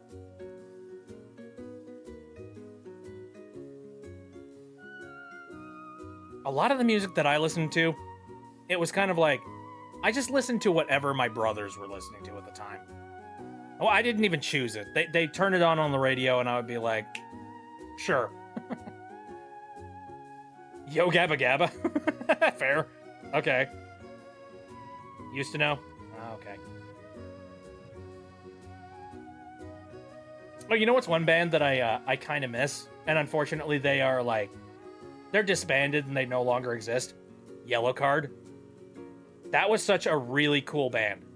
If you don't know what Yellowcard is, it's basically like, I don't want to say pop punk. It's more like pop rock kind of music, except they had like, it's like pop rock, and it also like they have like an electric fiddle. It was so freaking cool. Like you didn't hear about that. You didn't hear a lot of that when you were growing up. So it was such like an interesting sound. Video game OSTs. Fair. I listened to a lot of those. Didn't do real music till I was like a teenager, and that started with Limp Bizkit. Oh God, rest in peace. And Korn. Ooh. Otherwise, it was whatever my dad listened to, which was like Guns N' Roses. You know, I like me some rock. I don't actively listen to a lot of rock though.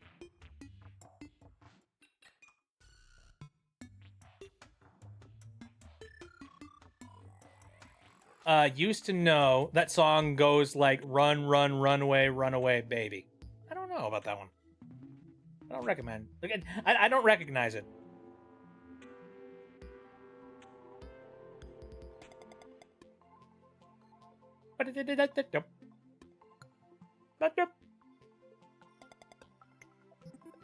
Don't remember the name of it.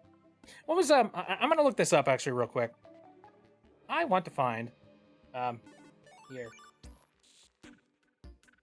Yellow Card.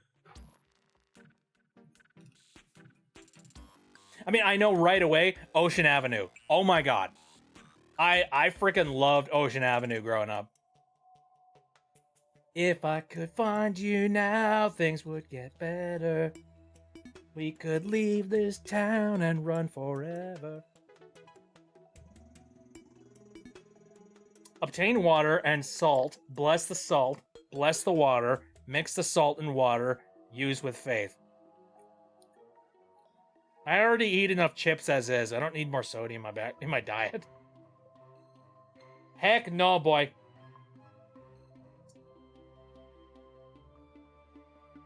God. So we were talking about concerts and whatnot. I remember my my brother actually stopped and watched. Like, he went to the last tour of like there was one final tour that Yellow Card did way back in the day, and my brother actually went to that concert. Like, he actually went to one of the last shows that they ever did, and he says it's like one of the best experiences that he ever had.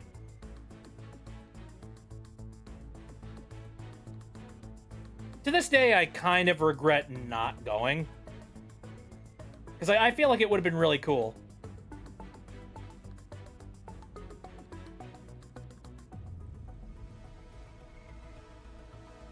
Official website for the band Yellow Card. Well, they've kind of disbanded, so you know. God, I remember there was so much buzz when My Chemical Romance got back together, because it was one of those pipe dream situations where everyone was just like, it would never happen. I don't remember exactly like what caused them to disband, but I remember it was kind of like concrete. You know, it was one of those like they would never get back together in a million years, and then they did.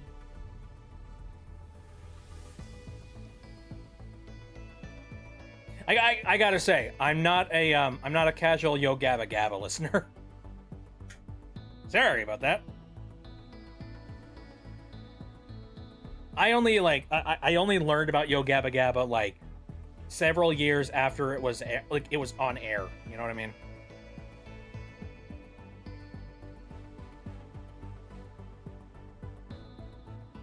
Why? I don't know. I just didn't grow up with it. It's kind of like, you know, what's a good example? What was a good, like, kids band? I mean, okay, here's a good example. You're kind of asking, like, why aren't you listening to Yo Gabba Gabba? I would, like, it's the same reason why, like, you probably wouldn't be listening to Chip Skylark. Or you probably do, actually, now that I think about it. You listen to a lot of, like, you know, you watch a lot of cartoons and stuff. You probably know who Chip Skylark is. But, you know, it'd be like, you know, asking anybody else, as being like, you know, oh, why aren't you a fan of Chip Skylark? Who's Chip Skylark? Oh, he's, you know, but he's a musician that exists on television. I hate Kids Bob. I'm pretty sure you meant Kids Bop. And I agree. That I don't know a single person who looks at Kids Bop and they're just like, yes, high literature. Yeah, that's very good. It's like, ew. No. Disgusting. What was that one? I think I saw something on TikTok. They Kids Bopified a song. Ow, thank you for the freaking acorn. No, they Kids Bopified a song, and yet the Kids Bopified song was already kind of a Kids Bopified song to begin with, so it's just like, why would you... Why would you... Oh my god, the floor is really clean today. That was a treat. It's not that good. What's not that good? Are you talking like, oh, hey, Synth's back. Hello. There we are. Hello. Hello. Anyway, how Can things you hear going? me well? Yeah, Yes. I feel that. Uh, I'm not going to Nah, go they into do. specifics. I probably haven't gone through what you're going through. Obviously, everybody goes through different things. Yeah. I'm going through a handful of stuff on my end. And, Yeah. and that's why I do live streams and, giggle about farts on the internet. Yeah. Gives me Oh, reprieve. sweet Jesus. Sweet Jesus, look at Did this they shit. kids bopify WAP? Why would they ever do that? Look how Following. stupid. Look at what the fuck I did. What the hell are you? Keep your money. I forgot. I forgot. That's so much support. Thank you. That is, God, how much fucking money is that? I don't know. I should probably bring out. Oh, I do. Do I even want to bring out a calculator and figure that out? You're a nerd, of course you do. Yeah, I do. Okay, so. It's 43 months. Oh, nope, that's Notepad. Never mind. Calculator. There we go. All right, so that's like 43 months times 5, and that's like $215, dude. Buy Man, yourself that's crazy. something nice. I can't. I spend all my money on you. I wish I could return the favor. I'm my money is currently focused in a lot of specific spots. Oh yeah, no, definitely. I Also- legitimately forgot that I was still supporting you. yeah. Dude, I have so many. I've got a handful of people that still support me. Like I've got something like 10 devout freaking subscribers that on the regular send me $5. God, what is that? Like 4 years that I've been supporting you? Something like that, yeah. Yeah, It's just appreciated. Thank you. So, I was gonna ask you. I noticed last night you started up Silk Song. How is it so far? Really fucking good. Yeah, I have isn't no it? idea where I'm going. I just recently replayed Hollow Knight on my off time, so Mhm. that's Mhm. kind of conditioned me. Mhm. It's been helpful because it helped me get back into the swing of how the platforming works. So, Ren. Ren, who's that one? They don't. oh, They don't go. I don't. I don't "Shut!" really want to. I don't even want to say anything specific because I don't want to spoil you on anything. But Oh, there's yeah, a no couple worries. things in Silk Song that I'm just like, I've, oh, I I've love seen it. a couple of things. I've seen a couple of things. But yeah, no, I'm pretty. I mean, there's so much content in that game, man. I don't know. Yeah. I remember when they were planning on only making this an extra DLC on the side of Hollow Yeah. Uh huh. they Yeah. Uh Knight. huh. No, let's spend another 7 years and make another game. Literally, we are enjoying making this so much. Let's do that more. I am so happy for them, man. we need more ga- Yeah, no, it's Dude, rad, the fact that something like Silk Song can crash the entirety of the Steam store and the Nintendo store. And I don't even know if the PlayStation store. Yeah. Meanwhile, the newest Call of Duty won't even do that. Mm-mm. Like, what the heck, man? Oh my God! A quick query. Have you seen Knights of Guinevere? We were talking about that earlier. No, not yet. Dude, I have not, and I plan to. you need to. Yes. Oh, dude, yeah. It's on my it list is of things. easily the best pilot I have seen in like a decade. Oh, wow. That's some high praise. Yeah. It does such a good job as a pilot. The animation is fucking great. Style's fantastic. It's very similar to the Owl House, but it's also got its own unique bits, which I appreciate. The I've seen some previews themes- of. but the themes are so fucking good. Holy shit.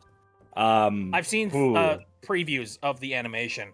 When Sure. I saw that, I never got any vibe of Owl House at all. It's too dystopian for that. But maybe I just haven't watched too much of the Owl House. Owl House rather. I would let you know this. When I'm saying style, I'm meaning the actual animation style, not genre. Oh, okay. Yeah, no, like it's dystopian. That's the more of the like that's more in the genre territory Gotcha. because it's a dystopian kind of cyberpunky thriller. That's what it is. Mhm. It's a dystopian cyberpunky thriller set in basically a world that is designed to support a giant fucking amusement park.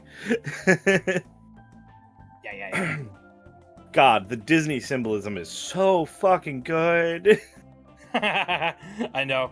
We were having But that it's not discussion. it's not just sass. It is also the tackling the heart-wrenching reality of is like you are still inspired by these things. And even though these things are in a sense the masks of corporate greed, they still inspired you and you still are inspired to bring the joyful moments that you had with this to others. And that is like a really hard thing to reckon with, and it's a very like clearly a personal story from both Deneteris and the others who are co-creators on this project. You can tell they've been through some shit. Yes. But it's absolutely. really a lovely story. I say lovely, but I mean we've only got a pilot intense. so far. That's the funniest part. Very good pilot. It's got so much praise, and yet I'm just pilot. immediately on board. I'm immediately on board for the entire series. Mhm. I think the reason why I didn't watch the pilot when it came out was because I was like really busy that day. And then like I just kind of forgot about it. I've got to like round around and jump back onto that. I will say this, I am so normal about Frankie. Oh, I accidentally closed out of my browser window. Whoopsies. Here, let me just send you a picture in DMs here. I'm very Sure. normal about Frankie. I was gonna look it up. I know you were. Very normal. Ah! I like their design. Yeah, they're super fucking cool, dude. There's something very engineer about them. Yeah. Goofy Goober. Oh, dang very it. passionate. Also, Goofy okay, Goober, so very one thing passionate. I immediately noticed, I noticed the weird like snail thing with 420 on like the back part. What the heck is that? Huh? I'm looking at Oh, the funny snail with like the outlets on it with 420 on the back of it. Yeah, I don't know. It's a weird little contraption she made. I want it. Yeah. Freaking radical. Okay, I'm starting yeah. to see what you mean when you say like, you know, Owl House coded, because a lot of this stuff is Owl House coded now. Let's see. Yeah, it's very so the style is very similar to the Owl House, but it is also distinctly its own. But yeah, no, it's Here, it's, let me pull really up good. this picture of Frankie here for the chat. What are the So you've got a visual to go off of.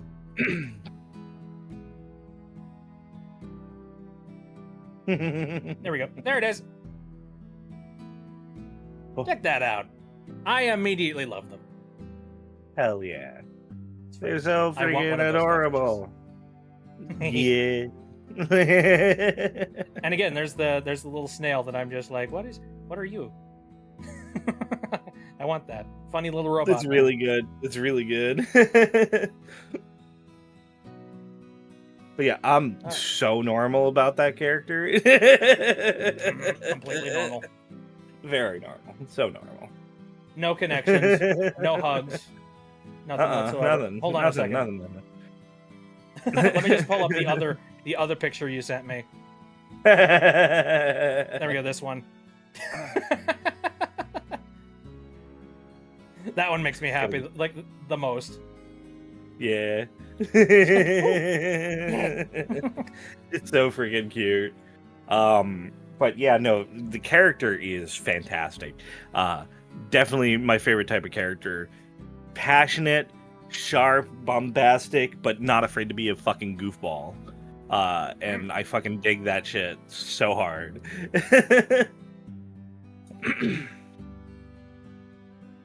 Very neat.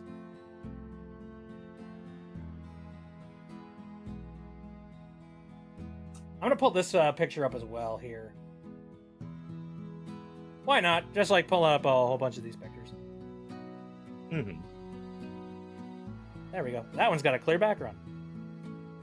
It's like their own PNG tuber. Hello. Welcome to the party.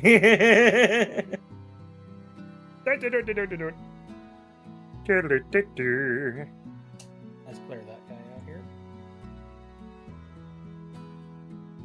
Alright. Oh yeah, so before you joined, I was actually talking about how I just recently went off to a Weird Al concert.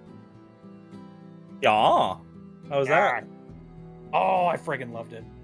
I grew up with so much friggin' Weird Al, so like this was such a treat. I don't know how much Weird Al did you see growing up? A ton. So much. A ton. Yeah. Yeah. You have any particular favorite songs?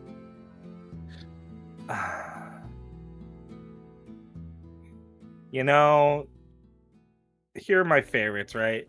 My favorites are Dare to Be Stupid and Hardware Store. Yeah! Yeah, Dare to Be Stupid's one of my favorites. Dare to be stupid. Dare to be stupid. Dare to be stupid. Dare to be stupid. What did I say? Friggin' love that. We went into detail about Hardware Store while on the stream a little bit Hell earlier. yeah. Oh, hell yeah. Everyone, including my mom, are just like, I want to see Hardware Store live. I'd really like it if like he did it live. And I'm like, he can't. That's the point. The song is completely insane. It goes way too fast. How do you expect him to sing Hardware? Like, that, you know, the giant list of different things you can find at a hardware store. How do you expect him to sing that? I don't expect anybody to do that, frankly. Oh, Jesus jeez. Let's see. What other things we got going on here? Shenanigans. Shenanigans. Oh, man.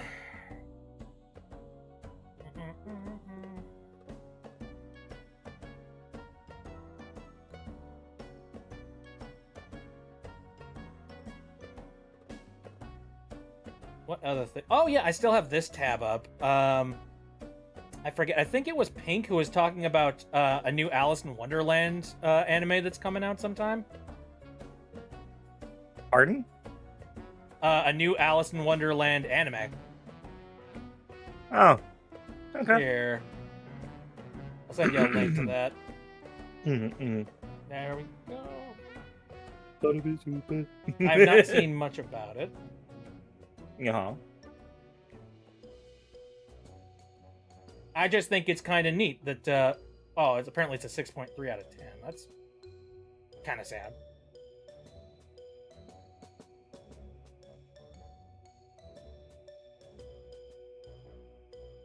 I mean, I'm not really surprised. Yeah, I guess. It looks kind of nice. I like Yeah, the idea of like visuals Alice in are- Wonderland visuals being are covered in anime cool. style. Oh, it's out in Yeah. Japan. That explains it. He's a full-on movie.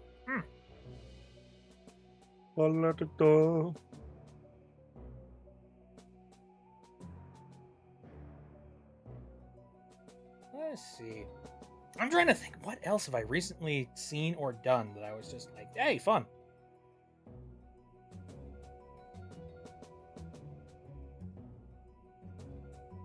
Anything gaming-wise that like caught my attention? I don't know. I've got this new graphics card, and I've been currently thinking about what I could possibly do with it that would actually utilize the card. Y'all. Problem is, a lot of the games that I play are like, 2D indie games. And I'm just like, I don't know. I don't need that much power. Oh, Pink says I love anything Alice in Wonderland related, so still interested in the movie. Well, I hope you enjoy it, because you know what, reviews can only do so much. They can't choose for you. You got to engage with something you think you're interested in, and you get to decide and make up your own goddamn mind. That's always a thing I advise. I think when I was younger, I did fall into the trap of watching a lot of like, reviewer content on YouTube and like, the early streaming platforms. And I never had the idea in my head that I watched this review by somebody, so I know everything about this movie now. But like, it did color a lot of my interpretation of a lot of the media that they talked about. And I think as I've gotten older, I've realized that like, it was kind of. I still respect a lot of the people that made the reviews and the content involved with that, but I feel less inclined to listen to people's opinions about stuff like so fixatedly, if you know what I mean.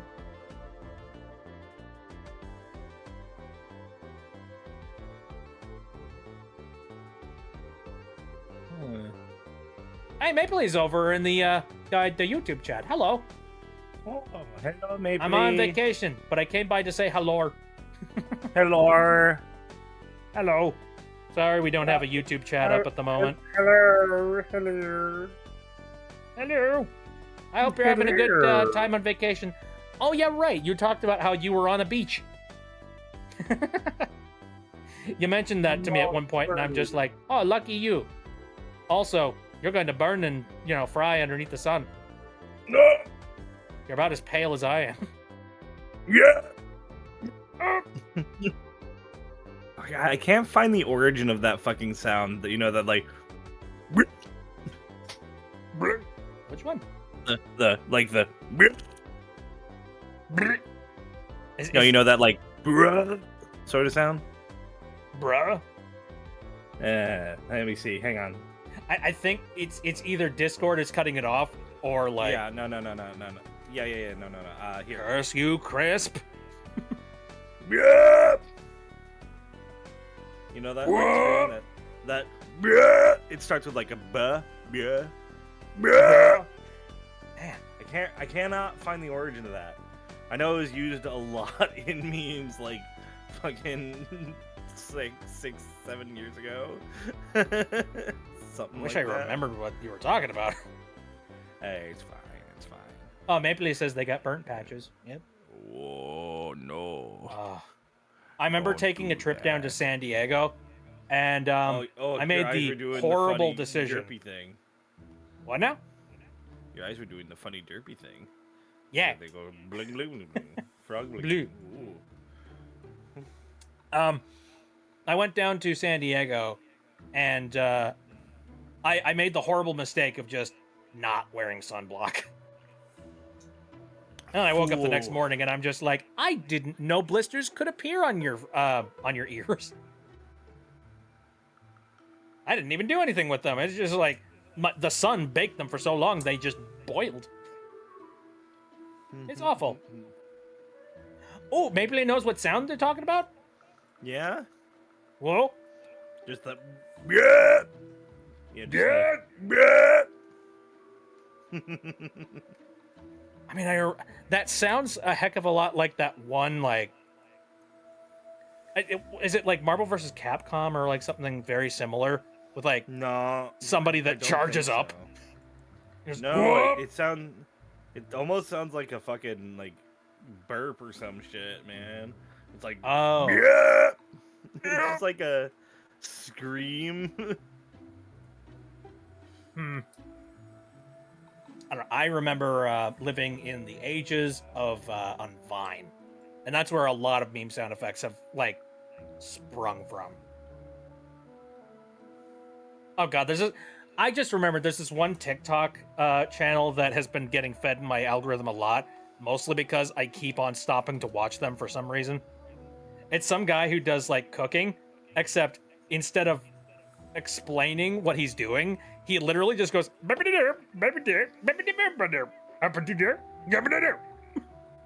We already had this So, like- chef. kinda, yeah. Well, like Swedish Chef. You know, he'll have like eggs and a bowl. I'm just like, and then he cracks them all into the bowl. He's just like, and then just dumps them over into a pan. He's like, yeah. I'm like, why am I watching this? I don't know. It's just like weirdly entertaining.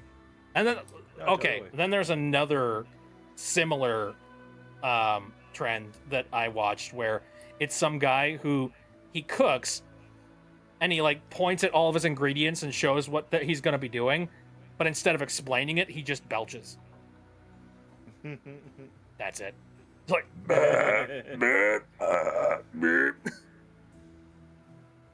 and then at the end of it, he'll have like some sort of a nice meal, just being like, I just wasted a minute of my time. Yee. Ooh, you're winding down. Okie dokie. Thanks for popping in, Mabley. Hell yeah. All right.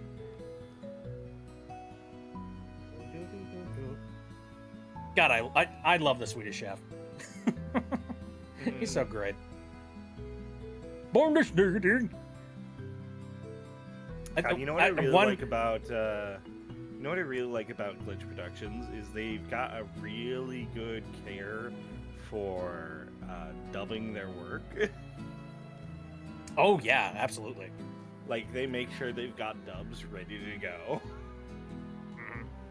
for a bunch of languages, and gives a regular gives actors more opportunities, which is fucking sick. Yeah. Regular videos that I get on like my YouTube feed are just recommendations for here's this one famous line from the Amazing Digital Circus, except in all languages. And then I'll sit there and I'll just be like, we just went through 30 freaking languages. How many dubs did we get here? It's impressive. Like they do a lot of work to like get their work out to as many places as possible.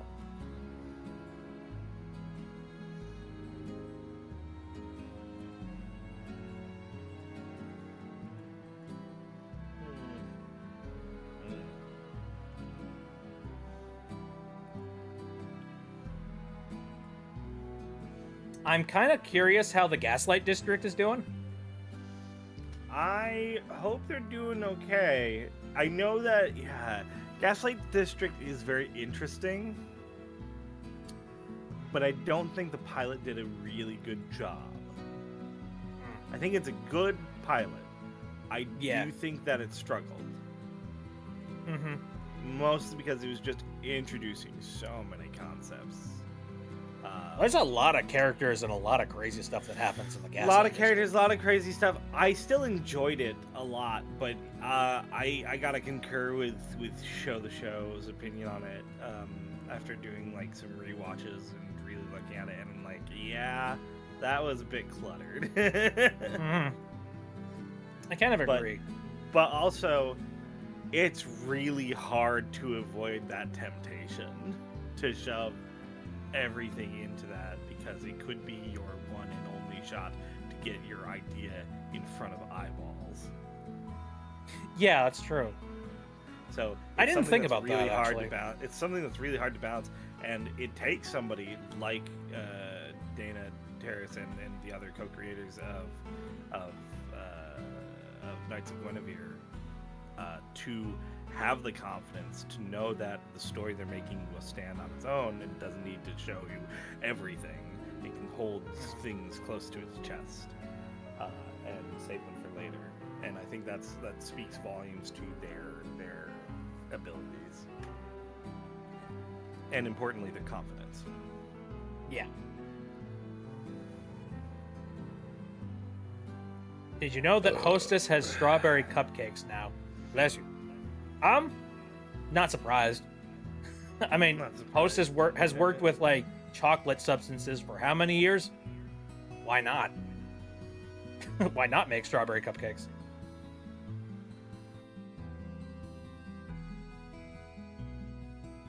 Oh man, that reminds me. I was talking about this yesterday. I went to the store and I found all sorts of weird flavored stuff, and I went and I bought a few of them. One of them was like Mountain Dew, except trolley, like trolley gummy worm flavor. I bought an entire 12-pack.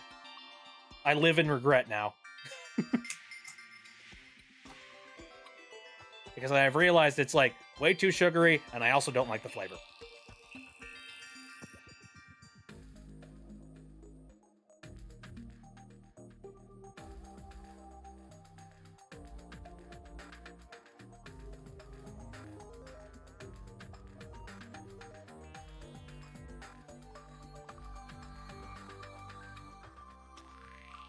Oh, there's another thing that I was thinking about. Again, it's another indie animation thing. I've been following I Don't Want to Be a Magical Girl thing. Oh yeah. And it's interesting seeing the background background decisions that are currently being made, because it started out as just sort of a goofy haha what if, but like it seems like there's actual steam behind it now. Like we don't know exactly, but we've heard some rumblings from the creator that there's discussions. It's now just a case of like, who do you go with, who will get the proper resources and treat the IP with respect. Spoilers, probably not Disney. Cool.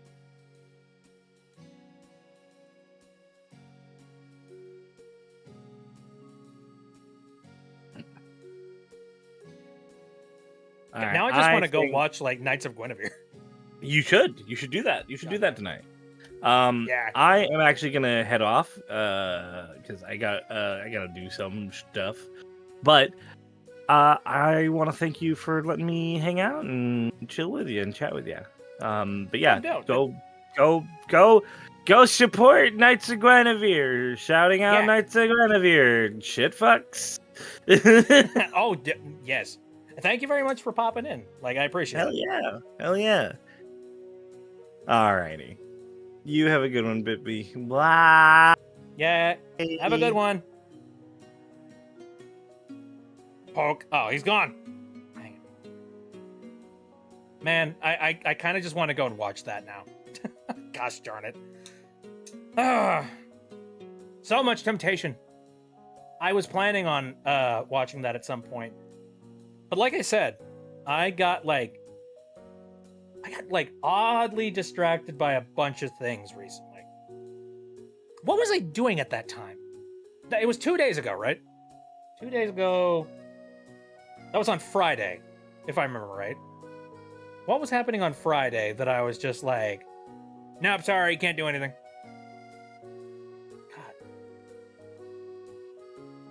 Now, my brain is not working at the moment. I know it was something important, but I can't place it. It wasn't anything to do with, the whole Snatcher thing, because that was literally all done by the time Thursday happened. My memory is absolute freaking applesauce. I wish it wasn't. All right. You know what? I think now would be an excellent time for me to head off, excuse me, and watch that, actually. Because, like, as tempted as I am to do, every once in a while, I've been tempted to sit down and have, like, a live reaction and a watch of something. But the problem with that is I have a personal weird issue when it comes to doing, like, reaction content. I'm not against it. I will say, I'm not against the idea of me doing reaction content of some capacity. But my issue with reaction content is that I feel like it almost feels like a disservice to do reaction style content for something that requires a lot of work and attention. I see this happen a lot with VTubers and streamers alike, where I'll for example, every once in a while, I'll get recommended videos on YouTube, and instead of it being like the actual video, for example, if somebody were to have watched Knights of Guinevere, instead of you getting a preview for like Knights of Guinevere and just being like, hey, watch it on YouTube now, a lot of times I will get like this YouTuber's reaction to Knights of Guinevere, and it's usually like the entire VOD of somebody's watching of Knights of Guinevere or something very similar. That's just one example. There's tons of content that's like that. And you know what? I don't feel right about that kind of thing. And I especially don't feel right about doing that myself, because I know how much work goes into like animation. I've been on the bottom floor of animation, whether it be like if I'm doing the voice work for it, or sometimes I've done like sound design for certain stuff. And things like similar to that. I've worked within like, indie animation circuits a couple of times, whether it be in a professional standpoint or in like an indie standpoint. And I can tell you that like, I just feel like it's a disservice to, I mean, maybe if you do a reaction and then just don't upload it. Or I feel like there must have been one time where I did something very similar and then just didn't upload the VOD. I think that is a little bit acceptable to a certain extent, but the problem is like I uploaded all of my VODs, so, or I try my very best to do that. So there's a portion of my brain right now that is very tempted on the idea of me pulling up Knights of Guinevere and just watching it here. I don't think I'm gonna do that though. I think I would much rather just like go offline and go watch it right now and like enjoy it organically. Also, another thing about like, watching stuff and doing reaction content is that whenever I stream, I have this like, I try not to like let it take over, but whenever I'm streaming, I get this vibe and like this feeling of that I need to be doing something. Like I need to be entertaining. I need to keep talking or something to that degree. Which is, I feel like that's not really conductive or conducive when it comes to actually watching something and enjoying it. Because then I'll just be sitting there just being like, ha joke, ha mother joke. But at the end of the day, did I like actually watch and absorb what I had in front of me? I feel like I don't, or I didn't. Kind of my thoughts on that. Like, I don't know. Yeah, in other circumstances, I don't know. It's weird. I did have one idea a while back though. I do like the idea of like, a community meme day. Something where you guys collect a bunch of memes or funny videos on the internet, and then they will be collected, and then they will be moderated by like a set of moderators, and then I will do like live reaction to them on the stream. I've seen streamers do that, and I actually think that's a really cool idea. That does tend to sort of slip into the unfortunate, like, basically the bootlegging of somebody else's videos and taking the credit for it, and taking away the experience of watching it like live, or like watching the original thing. You know what I mean? But and it's not that memes don't have their own right to exist and get that the hands-on experience, because of course they do. But I feel like it's a little bit more interactive, and it does give you guys the option to have a say or have a vote in what it is that I'm going to be watching on stream. So I've thought about that a couple of times. I might, if I'm going to do any sort of reaction content, it'd probably be in that format. Anyway, I feel like I've rambled on for quite a long period of time here, and I think I would like to take off. I was originally thinking about playing Power Wash Sim. You know what? Nah, we've done a heck of a lot of talking today, and it was good. It was like really, it was fun. I got to talk about a whole bunch of things. We chatted with Synth, and that was really cool. I really appreciate him jumping in. We have not talked a heck of a lot, and mostly that's my fault. I'm gonna be real. For specific reasons that I don't want to talk about, I just have not been in the mood to jump into voice calls and stuff. I feel bad about that. Like,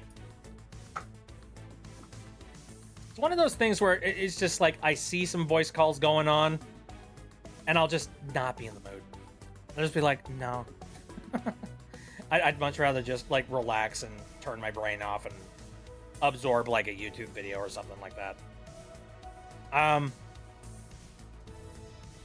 Yeah, I don't know how to really explain it or express it, and you know, anything outside of, I don't know, being tired at the end of the day. But you know, I do feel a little bit of guilt because I'll see people like hanging out and chilling and vibing, and I won't be doing that. It's mostly a heck of a lot of like, well, not performance anxiety. It's like, it's an anxiety of some kind. Like, what's the term? My brain isn't braining at the moment.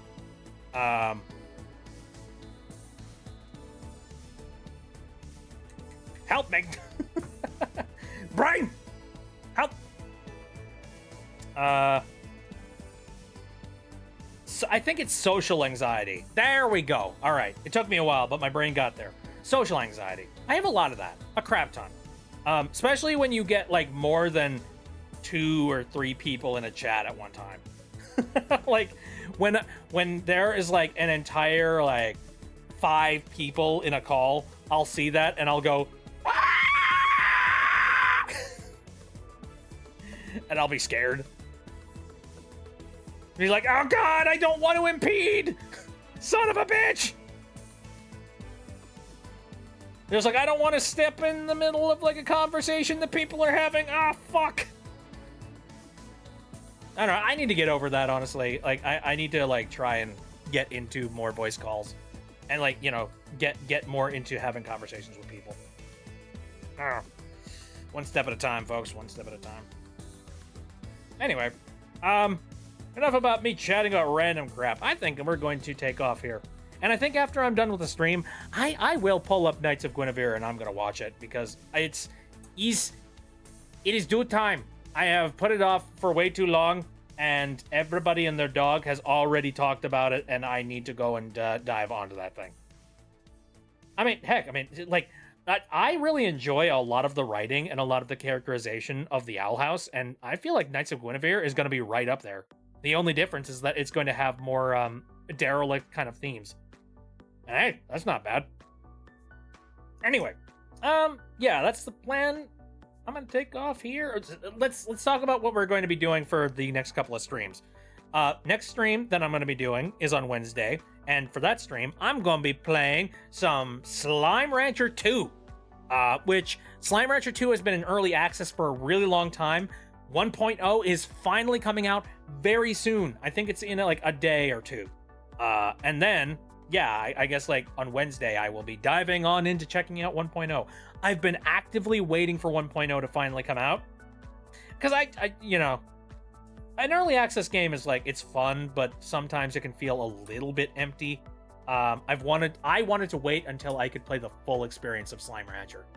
Like, I saw that Slime Rancher 2 was going to be a thing, and I went like, ooh, all right, you've already sold me. I want to dive on that as soon as it's complete. Well, it's complete. And I'm like, yay, exciting. Looking forward to it. So that's happening. Another game that we're doing, again, Saturdays, I've been playing through Hollow Knight Silksong, and I am enjoying the ever-loving hell out of it. If you want to watch me murder a whole bunch of bugs, that is the day to come out and check out stuff. And then, yeah, casual streams happen on Sundays, where I just sort of, like, vibe. Alrighty. Again, I'm going to take off, and I'm going to watch me some Knights of Guinevere. And hey, I kind of hope that you guys do, too. So, won't be doing it in any, like, you know, server capacity or anything like that. I'll be doing that by myself, absorbing it, taking it in, enjoying it, letting it simmer. Alrighty, I'm off. Thank you guys for coming out and hanging out with me. I appreciate it a heck of a lot. Have a very good night, and also have a very good rest of your week. Catch you later. Goodbye. Hold on a second. Can I do a funny, like, mic sound effect before we go? Baked beans. All right, yeah, good enough. All right, see you later.